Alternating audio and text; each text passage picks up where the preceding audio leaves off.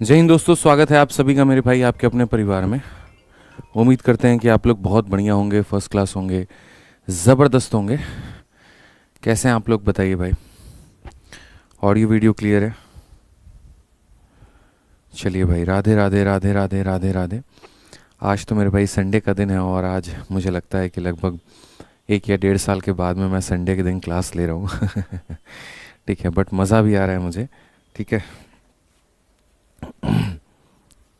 पहले ही कहा था यहाँ पर कि ये 45 दिन 45 मैराथन एक सिलेक्शन की उम्मीद नहीं, सिलेक्शन की गारंटी है। जहाँ पर हमारी पूरी कोशिश है यहाँ पर कि हम आपको इतना शिक्षित करें, इतना सशक्त बनाएं कि आपका सिलेक्शन हो और निश्चित रूप से हो और आप तरीका समझ पाएँ यहाँ पर कि सिलेक्शन लेने का सही तरीका बच्चों यहाँ पर क्या है। ठीक है, तो उम्मीद करते हैं सारे लोग बहुत बढ़िया होंगे। जल्दी से फटाफट सभी के सभी जो है वो सेशन को लाइक कर दीजिए। ठीक है, और हर जगह पर मेरे भाई शेयर कर दीजिए। तो जल्दी से बताओ, हाउस द जोश, कैसा है आप लोगों का जोश मेरे भाई? क्या आप एक्साइटेड हैं आज के मॉक टेस्ट के लिए? बताइए, आर यू गाइज एक्साइटेड? चलो भाई,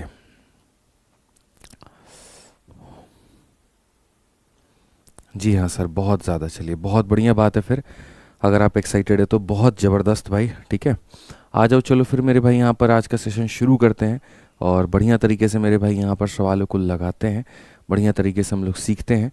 ठीक है, और उम्मीद करेंगे कि आज का सेशन एक आपके जीवन में एक नया बदलाव लेकर के आए और आपको ये बताए कि मॉक टेस्ट असल में देते कैसे। देखो, पढ़ चाहे जितना भी लो ना दोस्त, अगर तुमने मॉक टेस्ट के ऊपर में बढ़िया पकड़ नहीं बनाया तो तुम्हारा कोई फ़ायदा नहीं होगा।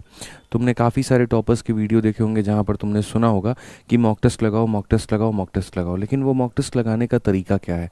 तो सबसे पहले हम लोग उसके ऊपर में 2-4 मिनट चर्चा कर लेते हैं, फिर उसके बाद में हम क्वेश्चंस के ऊपर में चलेंगे और तब हम सारी बातों को समझेंगे। ठीक है, अब देखिए यहाँ पर मॉक टेस्ट की आवश्यकता क्यों कही जाती है। देखो, अगर मानो कि मैं एक एस्पिरेंट हूँ नॉर्मल सा मेरे भाई यहाँ पर, और मैं मैथ्स को मान लीजिए कि यहाँ पर 1 घंटे पढ़ रहा हूँ, तो अगर मैं मैथ्स को 1 घंटे पढ़ रहा हूँ तो ज़्यादा से ज़्यादा कितने क्वेश्चन लगाऊंगा?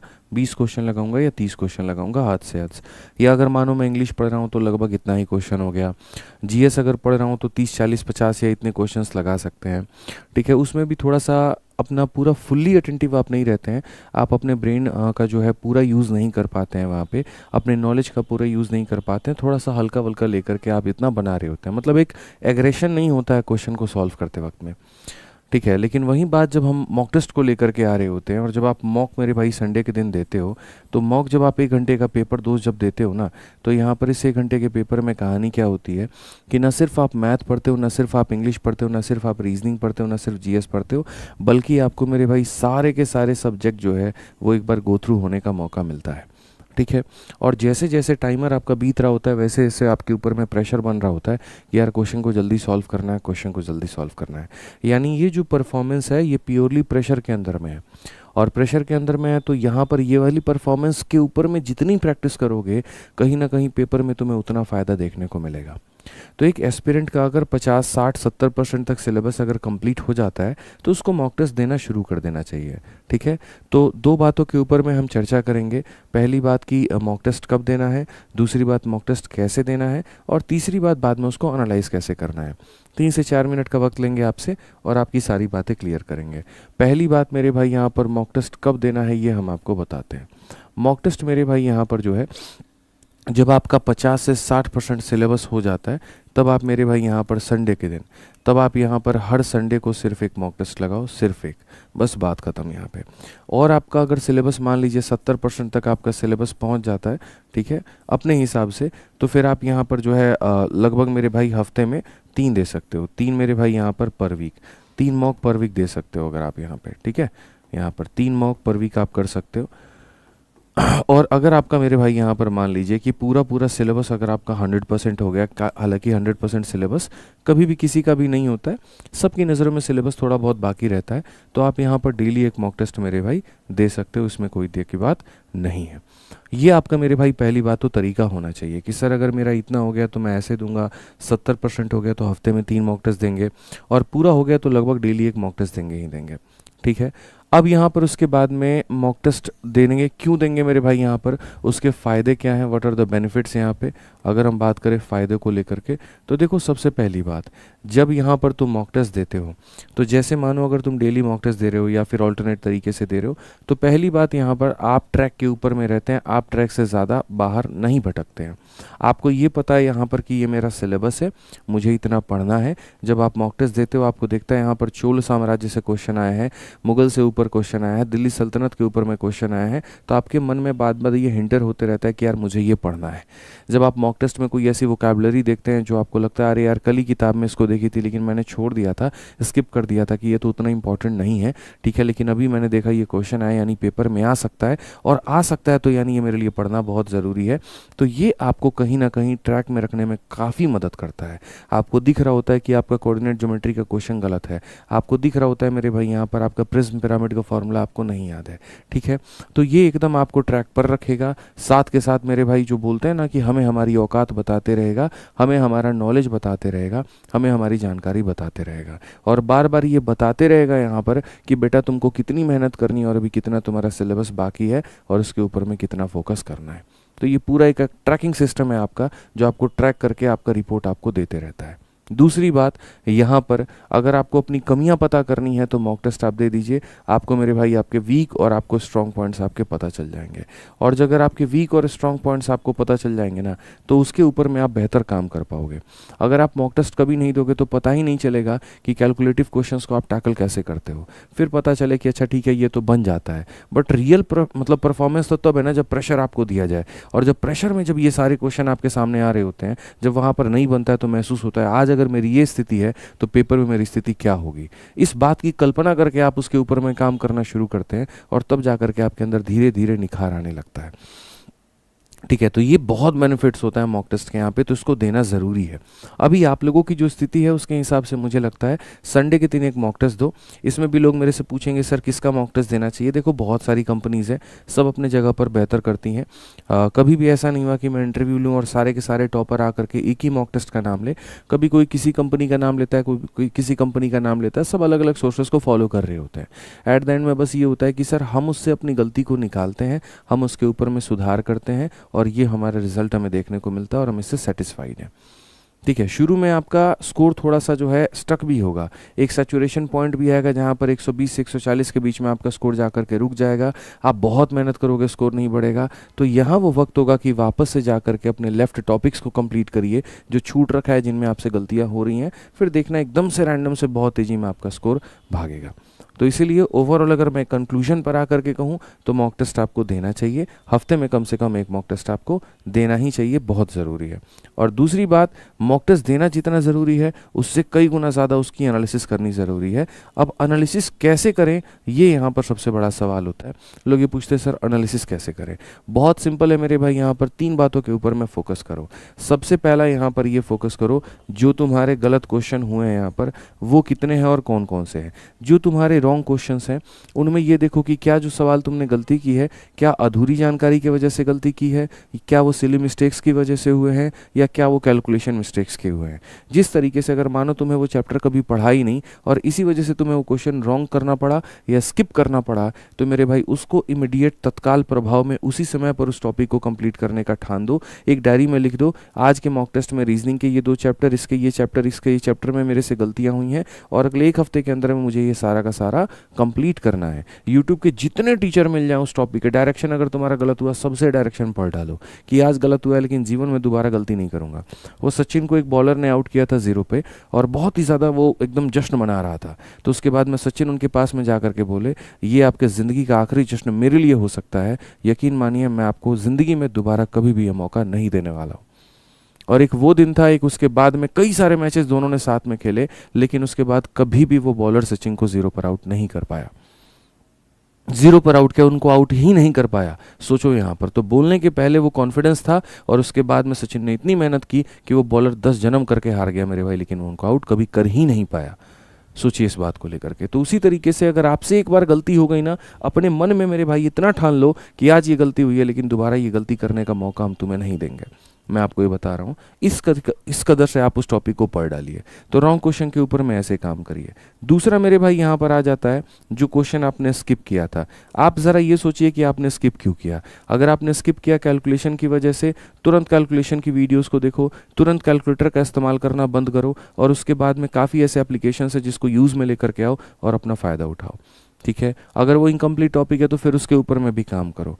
तीसरा पॉइंट आता है जिसको आपने अटेम्प्ट तो मेरे भाई किया था, लेकिन आपने बाकी लोगों से ज़्यादा समय ले लिया।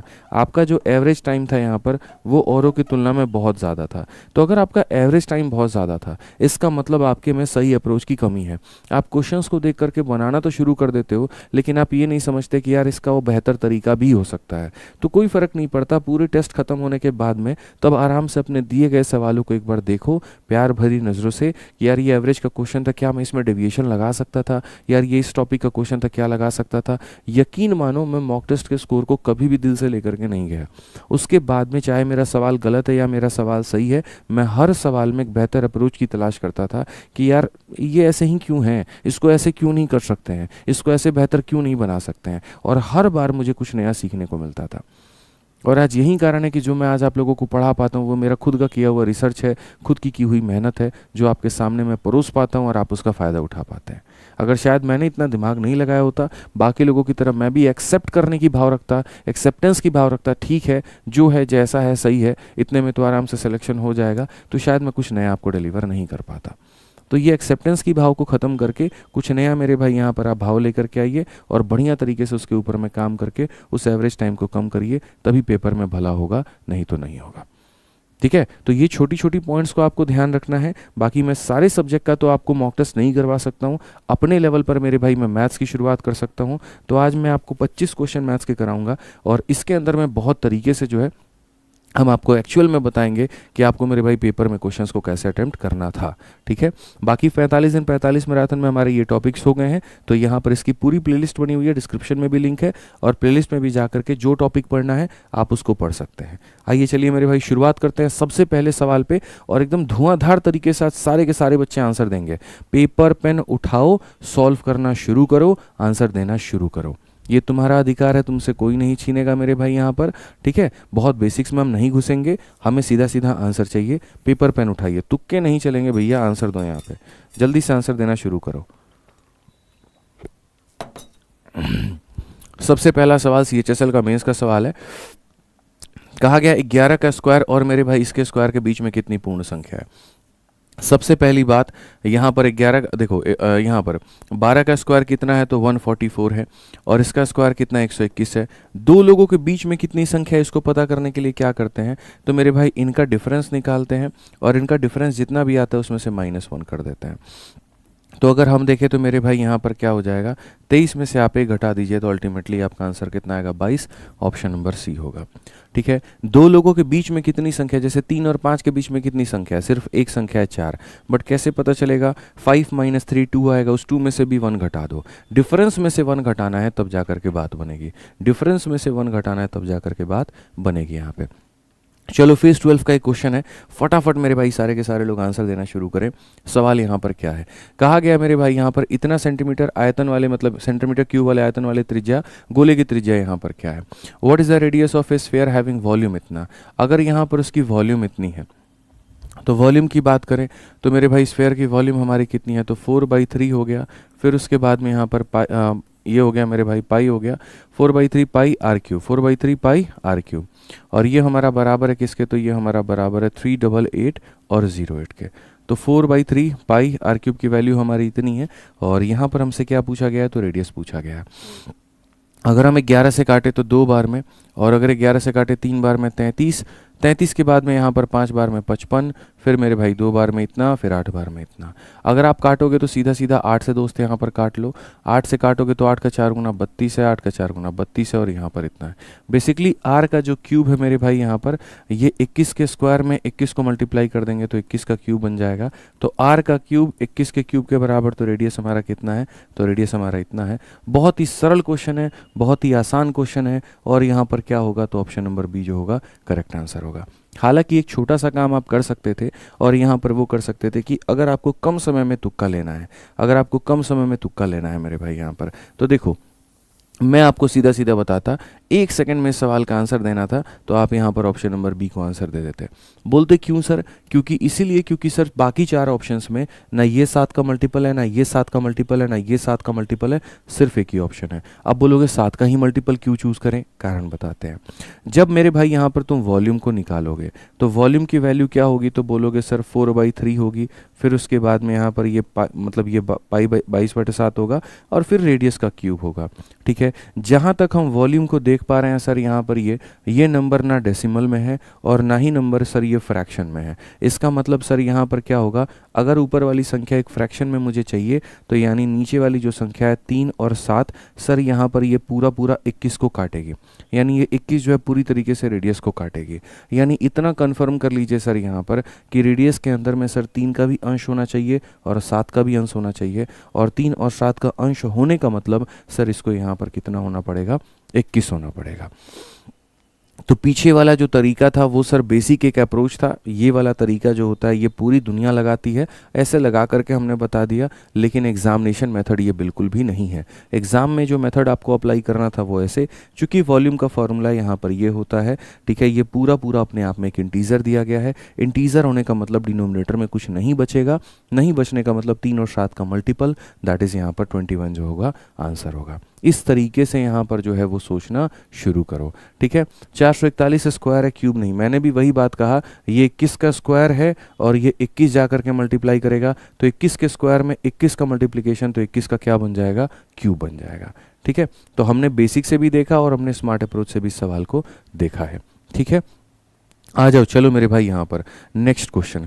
कभी भी पेपर को देते वक्त में नज़र तुम्हारी मेरे भाई, चाल तुम्हारी चीते की रहे ना रहे, नज़र तुम्हारी बाँझ की ज़रूर होनी चाहिए। अब इस क्वेश्चन को तुम देखो एक बार। ये सवाल तुम्हारे सामने पूछा गया कि वह छोटी से छोटी संख्या ज्ञात करिए जिसे 15, 18 और 36 से विभाजित करने पर हर स्थिति में 9 शेषफल प्राप्त हो और वो संख्या 11 से विभाज्य हो। भाई साहब देखो, आज मैं तुम्हें पढ़ाने नहीं आया हूँ, आज मैं तुम्हें मॉक टेस्ट वाला अप्रोच बताने आया हूँ, और मॉक टेस्ट वाले अप्रोच में मेरे लिए सिर्फ एक लाइन बहुत भारी है, और वह यह है, वह संख्या 11 से विभाज्य हो। तो मैं बाकी सवाल के किसी भी अंश या किसी भी भाव को नहीं देखूंगा कि क्या कहा गया है, सिर्फ इतना देखूंगा 11 से विभाज्य हो। इनमें से कौन ऐसी संख्या जो 11 से कटे? तो यहाँ पर 6 और 1 मेरे भाई 7 है, और 9 और 2 11 है। तो अगर हम यहाँ देखें तो सर यहाँ पर ये 11 है, 11 में से 7 घटाते हैं 4 आता है, 4 कभी भी 11 से नहीं कटेगा। सर ये 9 है और ये 0 है, 9 सर यहाँ पर ये 9 है और ये 0 है, 9 माइनस 0 9 आएगा, ये कभी 11 से नहीं कटेगा। ठीक है, सर यहाँ पर ये 8 है और यहाँ पर 1 है, तो सर 8 में से 1 गया तो 7, ये कभी 11 से नहीं कटेगा। जब 3 ऑप्शन नहीं कटेंगे तो यही हमारा क्या है? आंसर है। और अगर आपको चेक करना है तो आप कर लीजिए, 8 + 1 9, 0 + 9 9 माइनस 9 0, 0 इज़ डिविजिबल बाई इतना। तो हमें नहीं जाना बेसिक से भाई, क्यों जाए हम? हमें यहाँ पर एग्जामिनर को अपने नॉलेज नहीं दिखाना, उसको इस बात से मतलब है कि तुमने जो टिक किया है वो सही किया है कि नहीं किया, बस बात खत्म है भाई। ठीक है, ध्यान रखो। आ जाओ चलो 4 नंबर क्वेश्चन देखो मेरे भाई। यहाँ पर यहाँ से लेकर के हमारे सामने यहाँ तक दिया गया है और कहा गया मेरे भाई यहाँ पर किसकी वैल्यू बताओ, इसकी वैल्यू कितनी होगी, इसकी वैल्यू बताओ, वैल्यू कितनी होगी। तो 1/3 का मतलब यहाँ पर क्या हो जाएगा? तो ये हमारा 1 हो जाएगा, और यहाँ पर ये हमारा कितना हो जाएगा? 3 हो जाएगा। ठीक है, उसके बाद में मेरे भाई जो जो बातें दी गई है, देखो कितना डॉट है, 1 है, 2 है, 3 है, 4 है।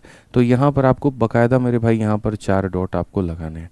इसको सॉल्व करने का सुपर डुपर हिट तरीका हम आपको बता रहे हैं, एग्जाम वाला मेथड हम आपको बता रहे हैं, जिसके माध्यम से आप इसको हल कर सकते हैं। और आंसर किसी का रुकना नहीं चाहिए, सारे के सारे आंसर देंगे और लाइक करते रहेंगे सेशन को। ठीक है, तो ये 4 डॉट आपके हैं तो रख दो, +2 -2 +1 -1, सीधा सीधा मेरे भाई यहाँ पर रखो। +2 मतलब देखो असल में हर जगह पर क्या होगा, हर जगह पर 1 है मेरे भाई यहाँ पर, तो ये मल्टीप्लाई तो 1 से ही होगा, और यहाँ पर क्या है? प्लस मेरे मतलब यहाँ पर है। ठीक है, तो ये हमारा क्या हो जाएगा मेरे भाई, अगर आप यहाँ देखोगे तो तरीके से, ठीक है, प्लस है माइनस है, प्लस है माइनस है, तो आप यहाँ पर लिख दो मेरे भाई सर ये प्लस हो गया, फिर माइनस हो गया, फिर प्लस हो गया और फिर माइनस हो गया। ये काम हमें मेरे भाई यहाँ पर करना पड़ेगा। ये काम हमें यहाँ पर क्या करना पड़ेगा, डन है मेरे भाई, यहाँ पर समझ लीजिए बात को लेकर के, ठीक है। तो अब असल में तरीका क्या है मेरे भाई, हर किसी के ऊपर में यहाँ पर 1 है, तो आप ऐसे मान करके चलो कि सर हर किसी में 1 से मल्टीप्लाई करना पड़ेगा, और उसके बाद में सर यहाँ क्या है, 2 है, 2 है, 1 है, 1 है, तो यहाँ 2 बस लिख देते हैं, 2 लिख देते हैं, 1 है, और मेरे भाई यहाँ पर 1 है, ये बाद में हम आपको समझा देंगे। इसका मतलब यहाँ पर क्या होता है, आप यहाँ पर बता करके चलिए, इसका मतलब मेरे भाई यहाँ पर क्या है। देखो मैं फिर से रिपीट कर देता हूँ, मैं सारी बातें रिपीट कर देता हूँ, सारी बातें आपके सामने लिख देता हूँ। इसका मतलब यहाँ पर क्या है, पहली बात आपको क्या लिखना है, 1 है और 3 है, तो आपको 1 और 3 लिख देना है। फिर 1 2 3 4 डॉट है, 1 2 3 4 डॉट आपको लिख देना है। फिर उसके बाद में यहाँ 2 है, 2 है, 1 है, 1 है, तो आप यहाँ पर मेरे भाई लिख दीजिए सर 2 हो गया, 2 हो गया, 1 हो गया, और यहाँ पर 1 हो गया। फिर प्लस है, माइनस है, प्लस है, माइनस है, तो यहाँ लिख दीजिए सर प्लस करना है, फिर माइनस करना है, फिर प्लस करना है, फिर माइनस करना है। अब इसका मतलब क्या होता है, इसका मतलब होता है कि 2 से 3 को मल्टीप्लाई करके पीछे वाले संख्या को क्या करना है, प्लस। तो 2 इंटू 3 6, 6 जमा 1 कितना हो जाएगा, 7, ठीक है। इसका मतलब क्या है, इसको इससे मल्टीप्लाई करके पीछे वाले को करना है माइनस, तो ये इससे मल्टीप्लाई होकर पीछे वाले को क्या करेगा, माइनस। 2 सते 14, और 14 में से 3 गया मेरे भाई, 14 में से 3 गया तो कितना हो जाएगा, 11 हो जाएगा मेरे भाई। 14 में से 3 गया तो कितना है, 11। ये इससे मल्टीप्लाई होकर पीछे वाले को क्या करेगा, प्लस, तो 11 जमा 7 कितना हो जाएगा, 18 हो जाएगा। ये इससे मल्टीप्लाई करके पीछे वाले को करेगा माइनस, तो मेरे भाई यहाँ पर 18 माइनस 11, देखो ये इससे मल्टीप्लाई करो 18, 18 में से 11 गया तो हो जाएगा मेरे भाई 7। अब यहाँ पर आपका जो आंसर है वो मेरे भाई आ चुका है, ठीक है।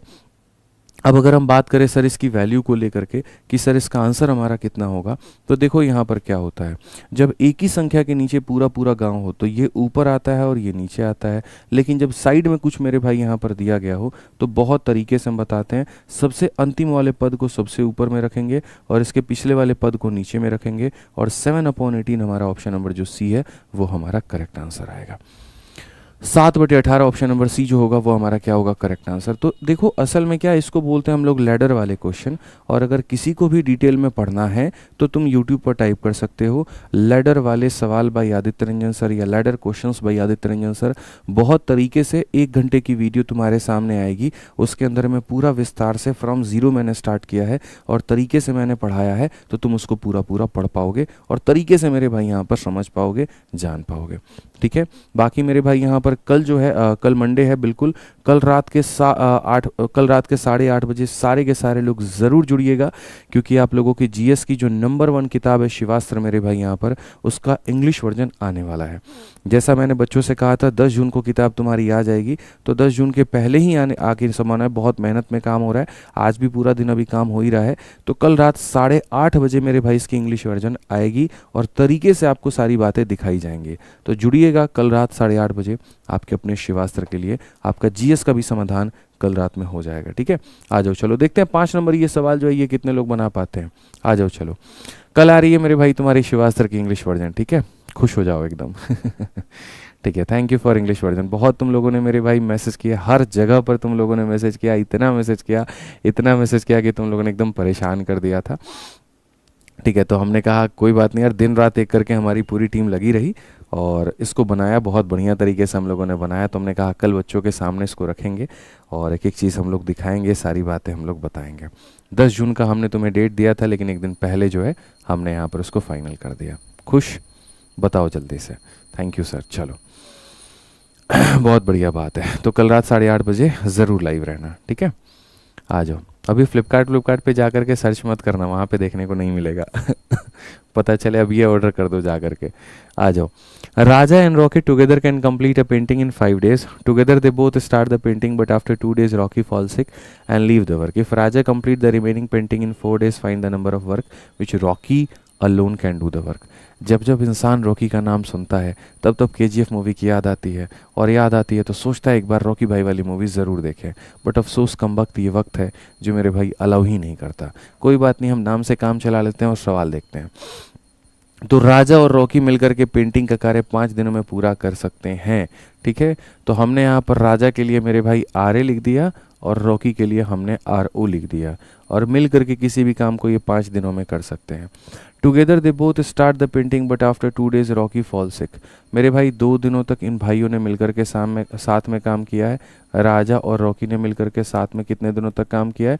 2 दिनों तक काम किया है। फिर उसके बाद में ये रॉकी भाई हमारा बीमार पड़ जाता है और राजा जो कंप्लीट करता है वो 4 दिनों में काम को कंप्लीट करता है। राजा जो काम को कंप्लीट करता है वो कितने दिनों में करता है? तो 4 दिनों में करता है। Find the number of days in which Rocky alone can do the work. कितने दिनों में अगर रॉकी अकेला काम करना चाहे तो मेरे भाई यहाँ पर कर पाएगा? रॉकी अगर अकेला काम करना चाहे तो वो कर पाएगा कितने दिनों में? जल्दी से बता दो, फटाफट मेरे भाई यहाँ पर बता दो कि कितने दिनों में अगर रॉकी अगर अकेला काम करना चाहे तो कर पाएगा। हमने कहा यार इतना सरल सवाल, तो मुझे यहाँ पर एक बात बताओ, यहाँ पर सही तरीके से देखो 5 टाइम ऑफ राजा है और यहाँ 2 टाइम ऑफ राजा है, ठीक है, और यहाँ पर कितना टाइम ऑफ? 4 टाइम ऑफ राजा है। तो खाली राजा को इकट्ठा करो, राजा कहाँ कहाँ पर है? यहाँ पर 4 राजा और 2 राजा, कितने राजा? 6 राजा। और यहाँ कितने राजा? 5 राजा। तो 4 और 2 6 राजा में से 5 राजा को घटा दो तो यहाँ पर 1 राजा मेरे भाई मौजूद मिलेगा, ठीक है। और यहाँ पर 5 रॉकी में से 2 रॉकी को घटा दो तो मेरे भाई यहाँ पर 3 रॉकी मिलेगा। अल्टीमेटली जब हम इसको देखेंगे तो हम कहेंगे सर ये हमारा रॉकी है और यहाँ नीचे क्या है? तो राजा है। और ये वैल्यू हमारी कितनी है? तो 1/3 की है। ये वैल्यू हमारी कितनी की है? तो 1/3 की है। इससे क्या पता चला? इनकी क्षमता के बारे में। और जब इनकी क्षमता के बारे में पता चल गया तो उसके बाद में क्वेश्चन में कहा गया find the number of days in which Rocky can alone do the work. तो पहली बात यहाँ पर रॉकी को अगर काम करना है, ठीक है, और रॉकी का मेरे भाई यहाँ पर क्या चाहिए? तो रॉकी का मेरे भाई टाइम चाहिए। तो टाइम बराबर में क्या होता है? वर्क अपॉन में एफिशिएंसी होता है। तो तुम ये देखो काम हमारा कितना है।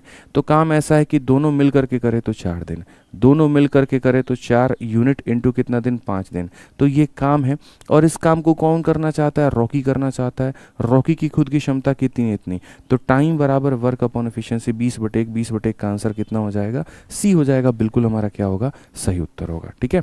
आ जाओ चलो नेक्स्ट क्वेश्चन देखो, 6 नंबर सवाल देखो मेरे भाई क्या कहा गया, जरा पढ़ो। CHSL के मेंस का क्वेश्चन है। कहा गया average weight of 40 student of A school is 52 kg, weight of the teacher is also included, average weight rises by 500 gram, find the weight of the teacher. इतना आसान सवाल औसत का कि सर देखिए सर 40 बच्चों का जो हमारा औसत है ना सर यहाँ पर वो 52 किलो है। 40 बच्चों का हमारे सामने औसत कितना है? तो 52 किलो है। गलती से अगर हम टीचर के भी एज को अगर हम ले करके आ जाते हैं तो सब का औसत हमारा कितने से बढ़ जाता है? 500 ग्राम से बढ़ जाता है। तो बताओ यहाँ पर टीचर का वजन कितना होगा? यानी सिंपल देखो, मैं कहता हूँ भूल जाओ कोई फॉर्मूले को, भूल जाओ कोई मेथड को। इस कमरे में 40 बच्चे मेरे भाई यहाँ पर बैठे हुए हैं और सभी के पास में 52 रुपये हैं। एक टीचर जैसे क्लास में आती है ना तो सबके जेब में 50 पैसे बढ़ जाते हैं। 500 ग्राम को किलो में कन्वर्ट करोगे आधा किलो आएगा। तो ऐसे मान करके चलो आधा आधा किलो हर किसी पर बढ़ गया। यानी जो टीचर मेरे भाई आएगी ना, जो टीचर आएगी तो जब इस कमरे में यहाँ पर वो पहुँचेगी तो उसके लिए मेरे भाई देखो इस कमरे में जब वो पहुँचेगी तो उसको 52 किलो तो खुद के लिए लाना होगा, इतना मान करके चलो, ठीक है। और आधा किलो लाना होगा मेरे भाई सब के लिए। सब के लिए का मतलब कितने लोगों के लिए? तो 40 स्टूडेंट और एक अपने आप के लिए, मतलब यहाँ पर 41 लोगों के लिए उसको आधा किलो लाना पड़ेगा। यानी 52 किलो जो है खुद के लिए लाना पड़ेगा और 41 का आधा किलो, 41 का आधा किलो मेरे भाई कितना हो जाएगा? तो बोलोगे सर 20.5, यानी इतना मेरे भाई और लाना पड़ेगा। यानी कुल मिलाकर के मेरे भाई 72.5 उनको लाना पड़ेगा, तब जा कर के बात बनेगी। यानी ऑप्शन नंबर जो डी है देवसेना है, बिल्कुल हमारा सही उत्तर है। डी फॉर देवसेना हमारा मेरे भाई यहाँ पर क्या है? बिल्कुल हमारा सही उत्तर है। तुम लोगों का आंसर देने का स्पीड जो है वो बड़ा धीरे हो गया है, थोड़ा फास्ट आंसर दो मेरे भाई यहाँ पर जल्दी, ठीक है, जल्दी से आंसर दो, थोड़ा फास्ट दो, ठीक है। 7 नंबर क्वेश्चन देखो क्या कहा गया। Half litre of a solution contain 15% alcohol, to change the alcohol concentration to 15%, find the quantity of alcohol to be mixed. कभी मेरे भाई इस तरह के जो सवाल आते हैं समझ लो मेरे भाई मिक्सचर एलिगेशन के सवाल है, ठीक है। अब इसमें यहाँ पर क्वेश्चन में क्या था, तो पहले जो अल्कोहल थी उसकी मात्रा देखो, पहले एक जार था उसमें अल्कोहल की मात्रा कितनी थी? 15% थी। अब इसमें तुम पूरा अल्कोहल कितना मिलाओगे कि अब इसकी जो मात्रा है वो कितनी हो जाएगी? तो 50%। अगर मेरे भाई हम अगर दूसरा वाला जो जार है अगर वो अल्कोहल वाला जार है यानी उसमें अल्कोहल की मात्रा कितनी होगी? पूरी 100% होगी। ऐसा होता कि यहाँ पर 70% वाले जार को 60% वाले के साथ मिलाते हैं तो 50% आता है, तो हम यहाँ 60 लिखते, 70 लिखते, जो भी होता है उतना लिखते हैं। बट इन्होंने कहा कि इतने परसेंट अल्कोहल में प्योर अल्कोहल मिलाते हैं तो इतना परसेंट बन जाता है। तो बस एलिगेशन लगाना है मेरे भाई। 100 में से 50 गया तो यहाँ पर ये 50 आ जाएगा, और यहाँ पर मेरे भाई 50 में से 15 गया तो तुम्हारा कितना आ जाएगा, 35 आ जाएगा। और ये तुम्हारा जो अनुपात होगा ये किसका होगा, क्वांटिटी का। 5 से काटेंगे 10 बार में और 5 से काटेंगे 7 बार में, 10 और 7 के अनुपात में तुम्हें क्या मिलेगी, तो क्वांटिटी मिलेगी। 10 और 7 के अनुपात में क्या मिलेगी, क्वांटिटी मिलेगी। अब हम ये देख लेते हैं किसकी मात्रा दी थी और किसकी मात्रा मेरे भाई यहाँ पर पूछी है। ठीक है, तो half litre of a solution contain 15% alcohol, यानी इसकी मात्रा दी थी आधी लीटर। आधी लीटर का मतलब कितना, 500 ml। इसकी मात्रा मेरे भाई 500 ml दी है, और अगर इसकी मात्रा अगर 500 ml दी है यानी इसका कितना गुना, 50 गुना।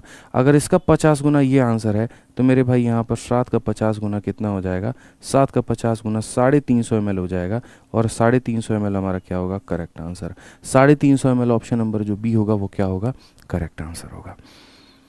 समझ में आ गया बात, यहाँ पे क्लियर हो गया ये बात यहाँ पे कि अगर इसका 50 गुना दिया है तो इसका भी 50 गुना है, 350 ml क्या होगा, बिल्कुल हमारा सही उत्तर होगा। बिल्कुल हमारा क्या होगा मेरे भाई, यहाँ पर सही उत्तर होगा। आ जाओ चलो 8 नंबर सवाल देखो मेरे भाई, यहाँ पर 8 नंबर सवाल यहाँ पर क्या कहा है। 8 नंबर क्वेश्चन पढ़िए यहाँ पर क्या कहा है सवाल में मेरे भाई। यहाँ पर ये what is the fourth proportional of 3√5, 5√8 and 3√10 मेरे भाई।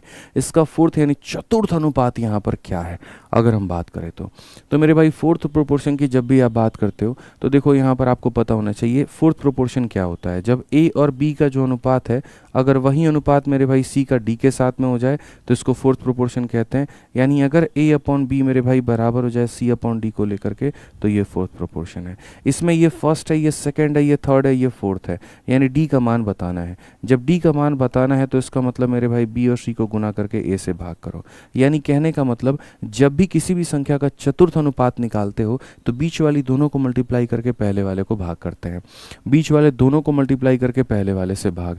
यानी अगर हम देखें मेरे भाई 5√8 को अगर आप चाहो तो मेरे भाई मल्टीप्लाई करो 3√10 के साथ में और तब उसको भाग करो किसके साथ में, तो भाग करो 3√5 के साथ में। इस तरीके से मेरे भाई चीज़ें आपकी बदलेंगी।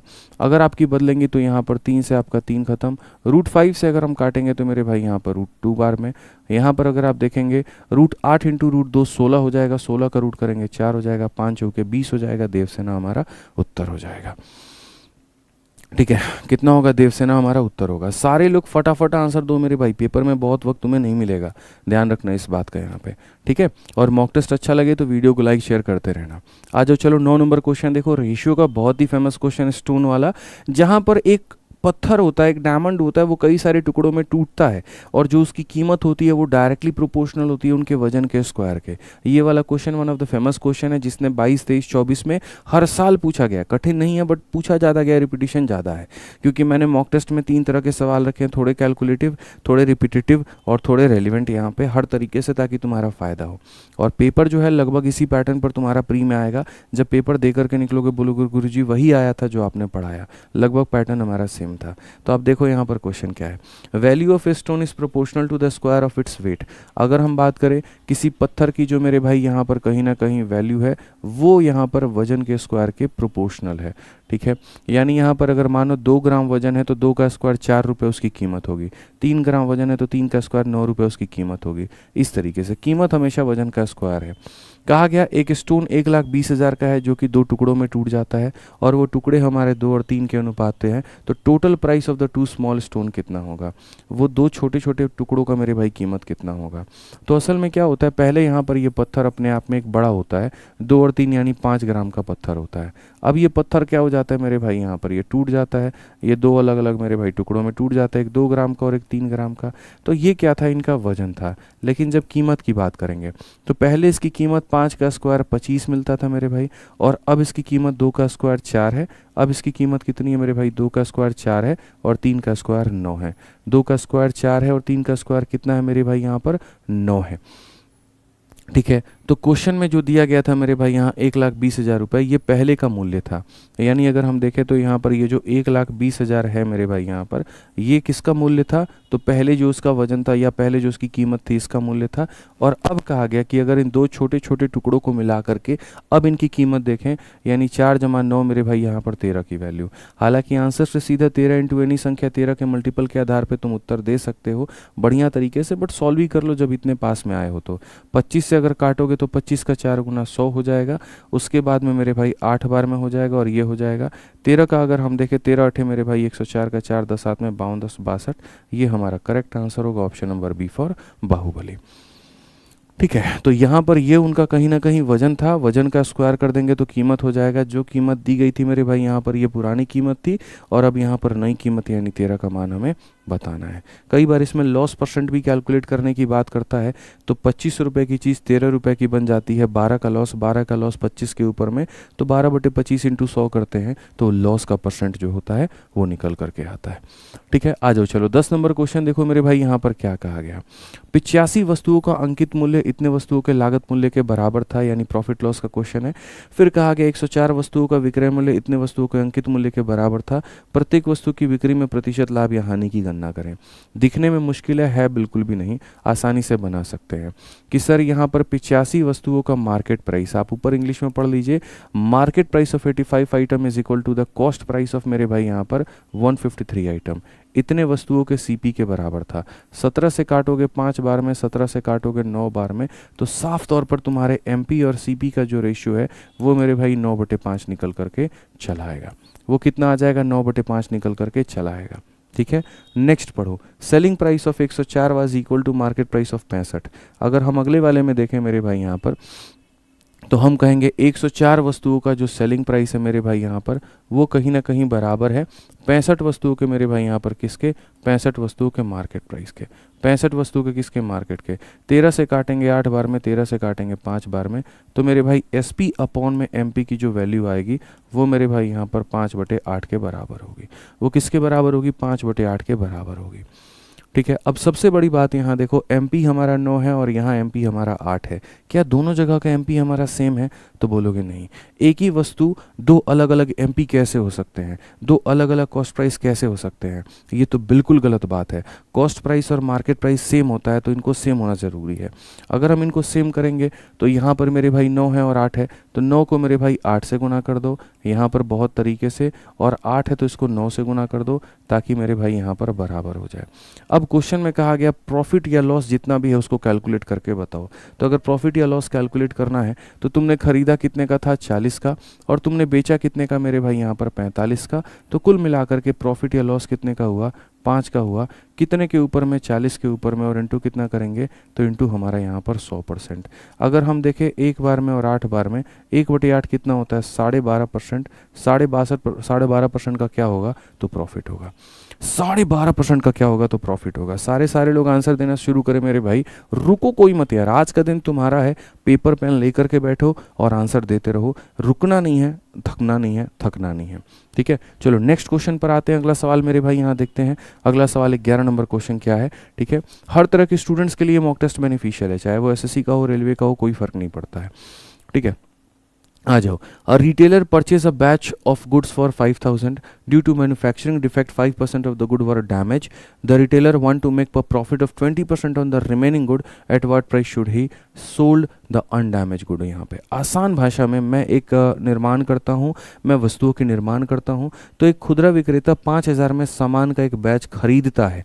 विनिर्माण दोष के कारण 5% क्षतिग्रस्त हो जाता है, मतलब ट्रांसपोर्टेशन में कोई कारण में 5% सामान उसका बेकार हो गया। ठीक है, यदि खुदरा विक्रेता बाकी के सामान पर 20% का लाभ अर्जित करना चाहता है कि यार जैसे तैसे करके मेरे भाई 20% का प्रॉफिट यहाँ पर हो जाए, तो अक्षतिग्रस्त सामान को किस मूल्य पर बेचा जाना चाहिए? अब आप मुझे बता दीजिए, आप मेरे को मेरे भाई यहाँ पर बता दीजिए वो कितने में बेचे ओवरऑल। अगर हम बात करें यहाँ पर, तो देखो मैं बहुत आसान भाषा में बात करता हूँ, मैं तुम्हें ऐसे समझा देता हूँ मेरे भाई।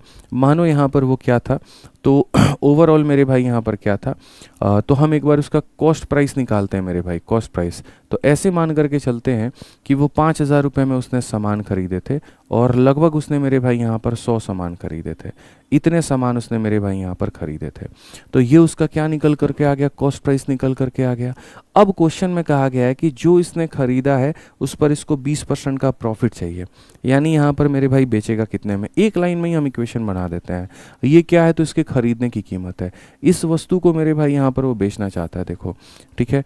एक वस्तु की कीमत मेरे भाई 5,000 रुपये और उसने खरीदी कितनी है, 100 वस्तुएं, यानी ये इसके खरीदने की कीमत है। अगर खरीदने की कीमत अपने आप में 100% है, अगर खरीदने की कीमत अपने आप में 100% है, तो 100% के सामान में 20 का प्रॉफिट, यानी वो बेचेगा कितने में, 120 में। यानी इसका 120% निकाल दो तो ये क्या आ जाएगा, सेलिंग प्राइस, ठीक है। और सेलिंग प्राइस की अगर हम बात करें तो सेलिंग प्राइस में वो बेच कितना सकता है, तो 5% of the good are damaged, यानी मेरे भाई यहाँ पर वो कितने बेच पाएगा। तो यहाँ पर जैसे इतने रुपए का एक वस्तु था तो यहाँ पर x रुपए का एक वस्तु होगा। यहाँ पर इसने 100 खरीदे थे तो यहाँ पर मेरे भाई सिर्फ और सिर्फ ये 95 बेच पाएगा। यानी CP इंटू इतना कर देंगे SP आ जाएगा और यहाँ पर इतने वस्तुओं के SP के ये क्या होगा, बराबर होगा। अब बड़े आराम से आप इसको कैलकुलेट करो और बड़े आराम से आप मेरे भाई यहाँ पर इसको सॉल्व करो। क्या x की वैल्यू आपकी आ पाएगी, यहाँ पर कुछ हमने गड़बड़ कर दिया क्या, बताना जरा। A retailer purchased a bag of good for इतना due to a manufacturing defect 5% of the good were damaged, ठीक है। 5% ऑफ द गुड मेरे भाई डैमेज हो गए थे। Retailer want to make a profit of इतना on the remaining goods at what price should, मेरे भाई ऐसे नहीं बनेगा, ये थोड़ा सा हमने कुछ गड़बड़ किया है, इसको दोबारा से हम सही करते हैं। इसको थोड़ा दूसरे तरीके से मेरे भाई हम बनाते हैं, वहाँ पर थोड़ा सा जो लिखने का तरीका था वो हमारा बिल्कुल भी मेरे भाई यहाँ पर सही नहीं था।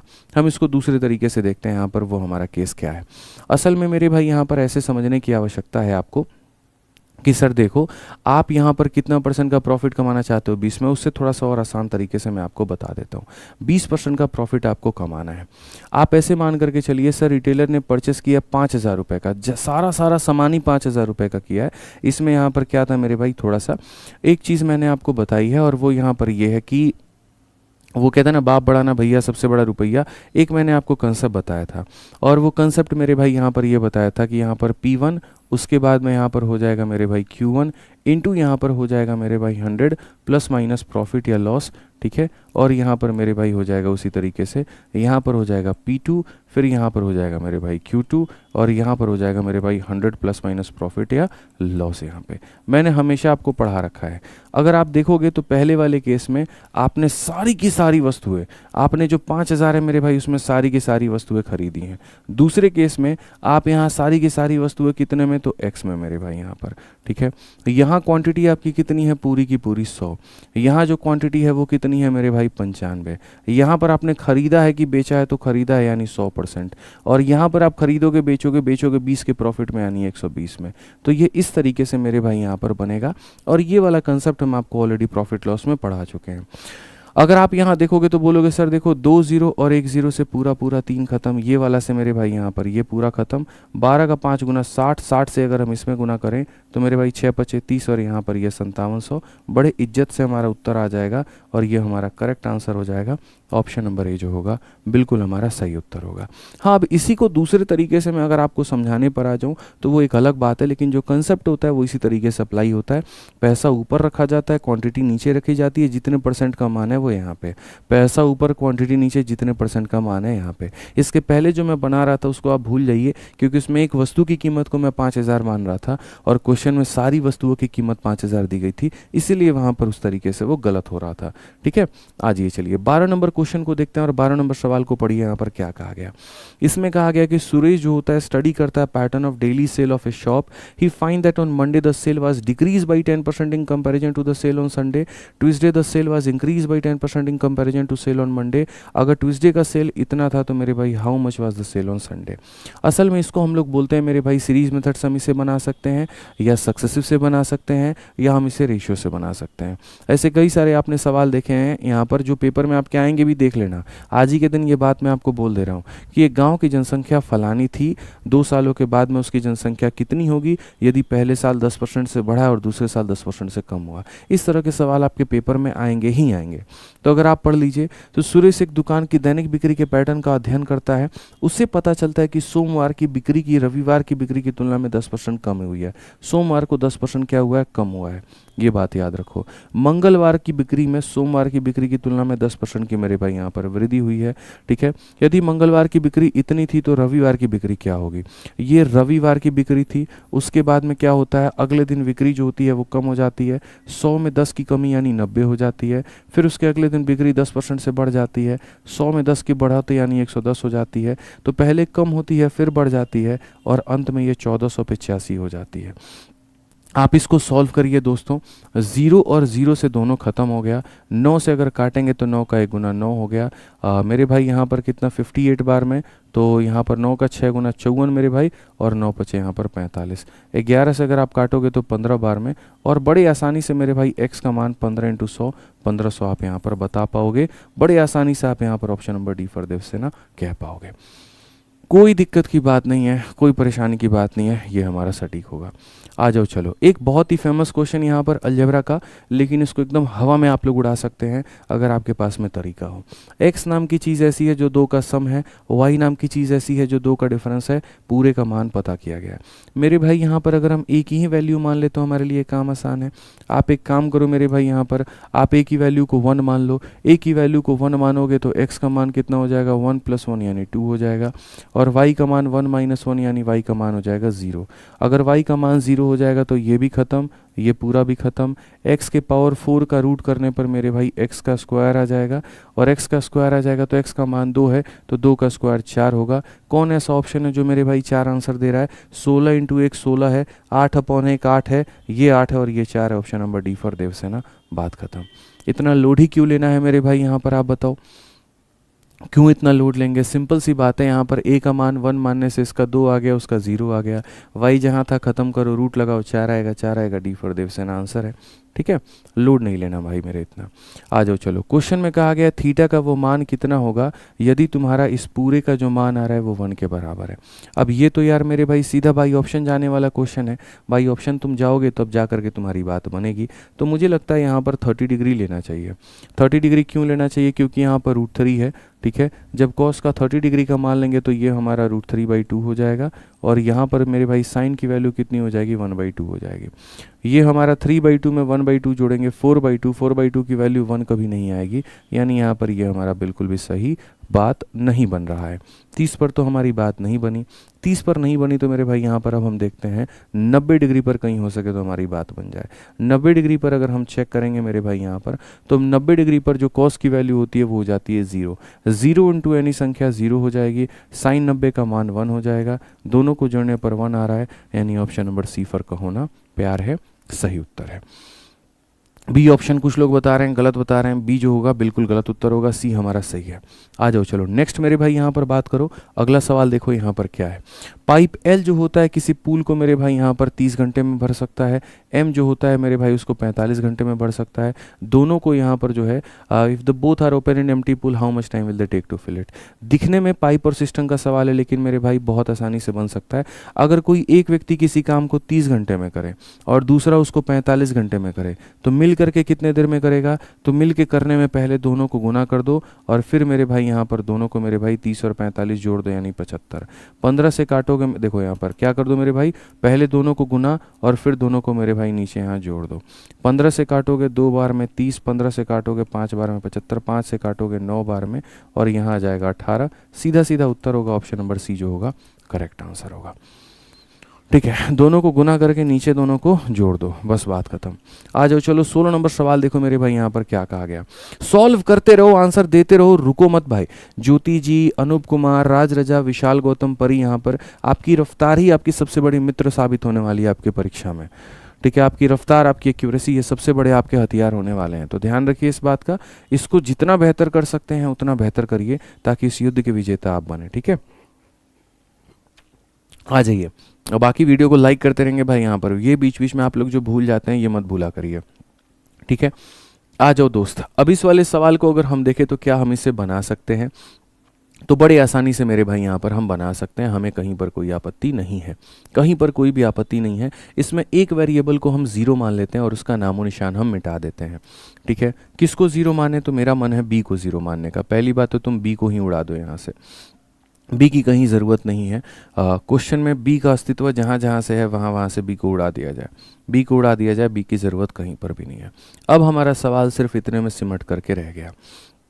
ठीक है, अब ये सवाल सिर्फ इतने में सिमट करके रह गया। तो अब देखो मेरे भाई यहाँ पर क्या करना है। तुम यहाँ पर ए को मेरे भाई 1 मानोगे। अगर ए को तुम 1 मानोगे तो ये वैल्यू तुम्हारी 2 हो जाएगी। ठीक है, 2 में तुम कितना जोड़ोगे कि 0 आएगा, तो 2 में तुम्हें -2 जोड़ना पड़ेगा तब जा करके 0, यानी ए का 1 होगा तो सी का मान कितना होगा, -2। तभी तो यहाँ पर 1 × 2 2 होगा, तो इसे -2 करना पड़ेगा। अब उसके बाद में आगे देखें और आगे पढ़े यहाँ पर तो क्या कहा गया है। अब सवाल में हल करो, a का मान 1 है तो 1 × 4 हमारा कितना हो जाएगा मेरे भाई, 4 हो जाएगा। उसके बाद में c का मान -2 है, -2 का स्क्वायर 4, 4 × 4 मेरे भाई यहाँ पर 16 हो जाएगा। ठीक है, उसके बाद में मेरे भाई c का मान 2 है, तो यहाँ पर -2 का स्क्वायर 4 पचे कितना हो जाएगा, 20 हो जाएगा। भाई साहब 20 को 20 से भाग करोगे कितना आएगा, 1 आएगा। कौन सा ऑप्शन है, तो ऑप्शन नंबर सी, फर्क का होना प्यार है। अलजेब्रा का सारा सवाल मेरे भाई वैल्यू पुटिंग के तरीके से बनता है, जैसा वो दिखता है वैसा होता नहीं है, इस तरीके से आपको उड़ाना होता है, ध्यान रखिए। ठीक है, आज ये चलिए नेक्स्ट क्वेश्चन की बात करते हैं। 17 नंबर सवाल देखते हैं। यहाँ पर ये हमारा सवाल है। ठीक है, सबसे बड़ी बात मेरे भाई यहाँ पर, अब ये सवाल देखो, दिखने में इतना भयंकर है बट है कुछ भी नहीं। 1/sin को आप यहाँ पर क्या समझते हैं, तो आप बोलेंगे गुरुजी यहाँ पर ये हमारा cosec थीटा हो गया। 1/tan को आप क्या समझते हैं, तो ये हमारा हो गया मेरे भाई cot थीटा। ये cosec प्लस cot है और ये cosec माइनस cot है। a + b × a - b, a का स्क्वायर माइनस b का स्क्वायर, ये हो जाएगा। और cosec square minus cot square कितना होता है, 1 होता है। तो बड़े आसानी से option number D for Devasena, बात खत्म। ठीक है, आ जाओ चलो नेक्स्ट क्वेश्चन देखो। 18 नंबर सवाल मेरे भाई यहाँ पर क्या कहा गया, पढ़ो ज़रा। 18 नंबर क्वेश्चन में साफ तौर पे कहा गया है, आर जो है ऑफिस को पहुँचता है 30 मिनट में, वापस आता है 20 मिनट में। अगर डिस्टेंस उसके घर और ऑफिस के बीच में 12.5 किलोमीटर का है तो एवरेज स्पीड यहाँ पर क्या होगा। What is average speed from the home to office and then from back to home.